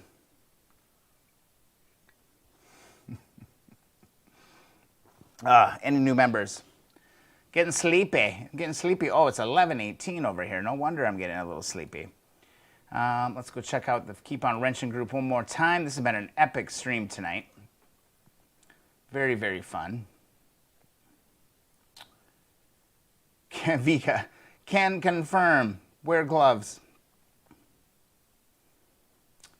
Nice. Another member request. Let's get this one in here. Greg Sparks, 28 minutes ago. He wants an XR750 flat track HD. You're in, buddy. Thanks so much for finding the stream tonight. I have so much fun doing this. I love Thursday nights. And I wish I could make more of them. But I'm telling you, life's getting crazy busy. Let's see. If you're new to the stream, make sure you go get that free sticker, keeponwrenching.com. Form is at the bottom. If you'd like to support the stream, you can always go check out the merch store. You can go click the donate button on the website, donate, or go check out the merchandise. Most importantly, hit that subscribe button on the YouTube channel. God, it means a lot, and we're working our way to 10,000. And honestly, the only way I get to 10,000 is if you all support, share, like, comment, and just share the channel, share the videos, help a fellow wrencher out, kind of a deal. I think it's going to be a community because I want to do it organically. I just want the community to kind of push the channel up, and 10,000 by the end of the year. That's a huge goal. Oh yeah, Vika, have you added to the map yet? That's a wonderful question.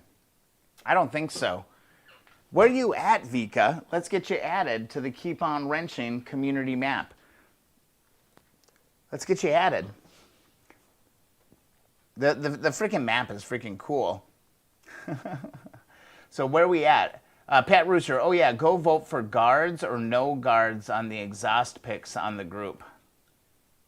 Okay, let's go do that while we wait for Vika's location. Just tell me in the chat, and I'll put a pin on it live on the stream. This is an entertainment channel, Vika, remember. All right, going to the group.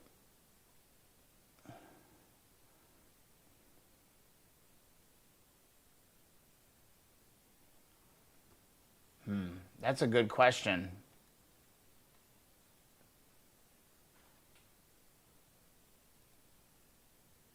I think for what you're going for with this mic, or with this bike, I think you need that front guard. It classes it up, in my opinion. It classes it up.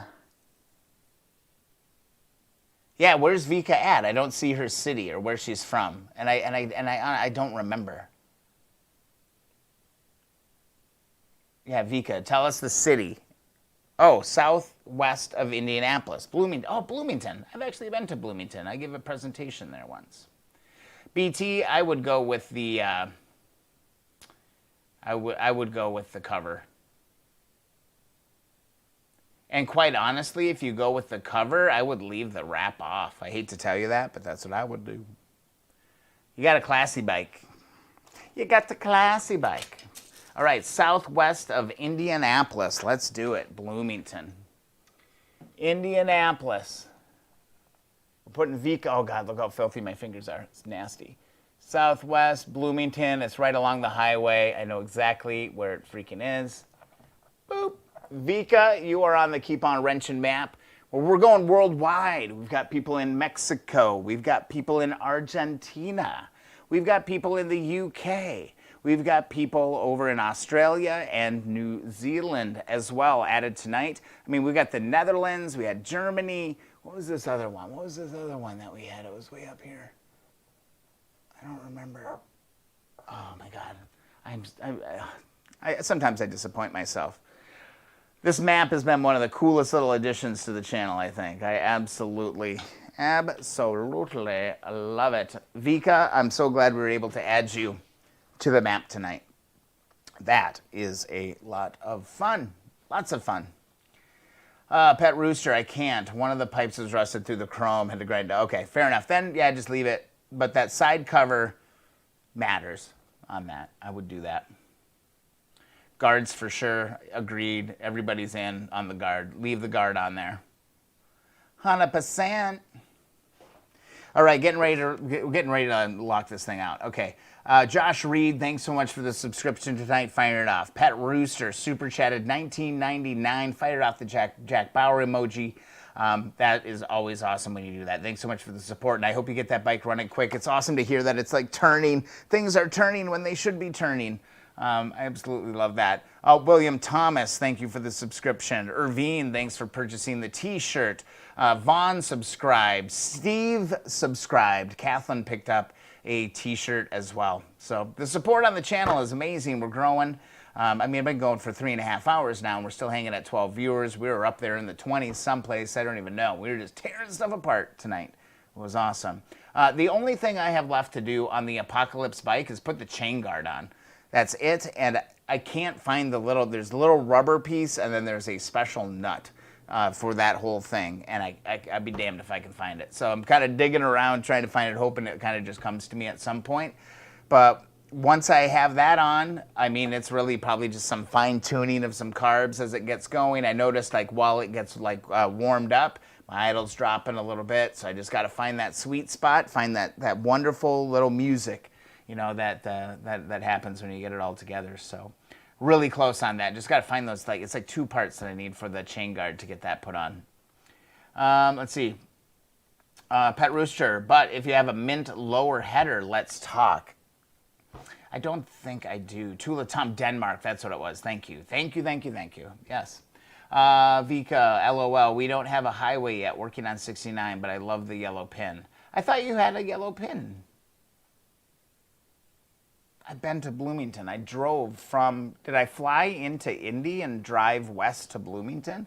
Or am I thinking of another town? I could be thinking of another town.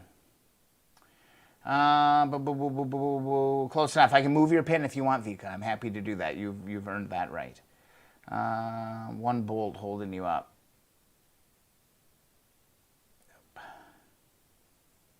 Fezler subscribed. Awesome.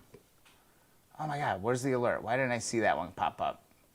There's a delay on the subscribes, for sure. Like, those pop up kind of randomly whenever those kind of start firing off. But Fezler61, thanks so much for subscribing.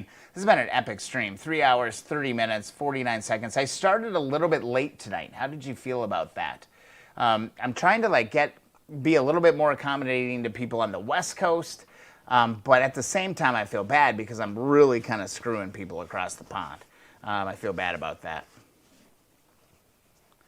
Trent's bread. Dude is awake still? Right on. Yeah. Started a little late. Now it's getting late. Now I'm getting tired. So it's all good. This has been fun. Oh, it's cool. I'm from your area originally, actually. Okay, perfect. Okay. Yeah, close enough. Close enough. Especially because each one of the pins on the map, cover like a 200-mile square area. The map. Yeah, it's starting to fill up. It's cool. I got to get a bigger one. Been working 10s. Okay. So, yeah, I think the 8 o'clock was nice for me as well because I'm getting off of work like 5:30. I would come home, eat, take a quick nap, man. A 30-minute nap helped me so much. But by that time, it's like 6:30. Then I was doing the 7 stream, 7:30, like 8 o'clock. And then I'd be rushing. I didn't really know. I felt like tonight I was really kind of calm and okay, I got time to do this. I can chill. I can talk to the wife for a little while. I can pet the dog for a little while. I can actually enjoy my food, something like that. So I kind of like this 8 o'clock a little bit. 4 Pacific usually. Okay. Have you ever put some pics up on Facebook yet? Fezler. Oh, I should actually check that real quick too before we go because maybe you're trying to get into the group. Let me refresh. Make sure we got it all cleaned up. If you're new to the stream, though, make sure you go and get that free sticker at keeponwrenching.com. I'm going to be printing that stuff off this weekend. And people are going to be getting their stuff. So we're at 378 on the Facebook group. And then if you want that free sticker from Keep On Wrenching, you just need to go to the homepage, keeponwrenching.com, request your free sticker right there. You're good to go. Don't forget to subscribe to the YouTube channel as well. 3 hours, 33 minutes, 16 seconds.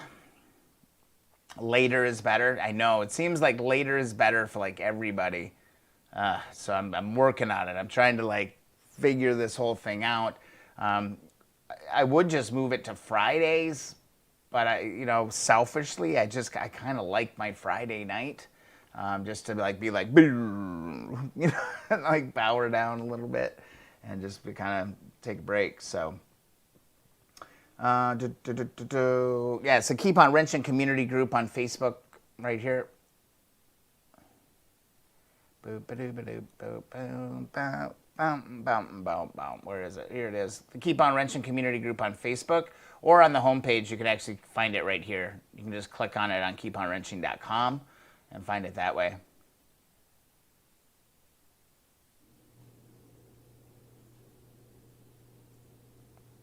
Fetzler, I totally hear what you're saying there. Project following threads drive me nuts. Know-it-alls always chime in that I'm not doing something perfect or as they would. That's part of it. You know, that's part of it. Just roll with it. You're going to learn from it and you get motivated in different ways from it. But I hear you. Trust me. With over, 250, 300 YouTube videos of a guy who barely knows how to work on a motorcycle, working on a motorcycle, I've heard a lot of it.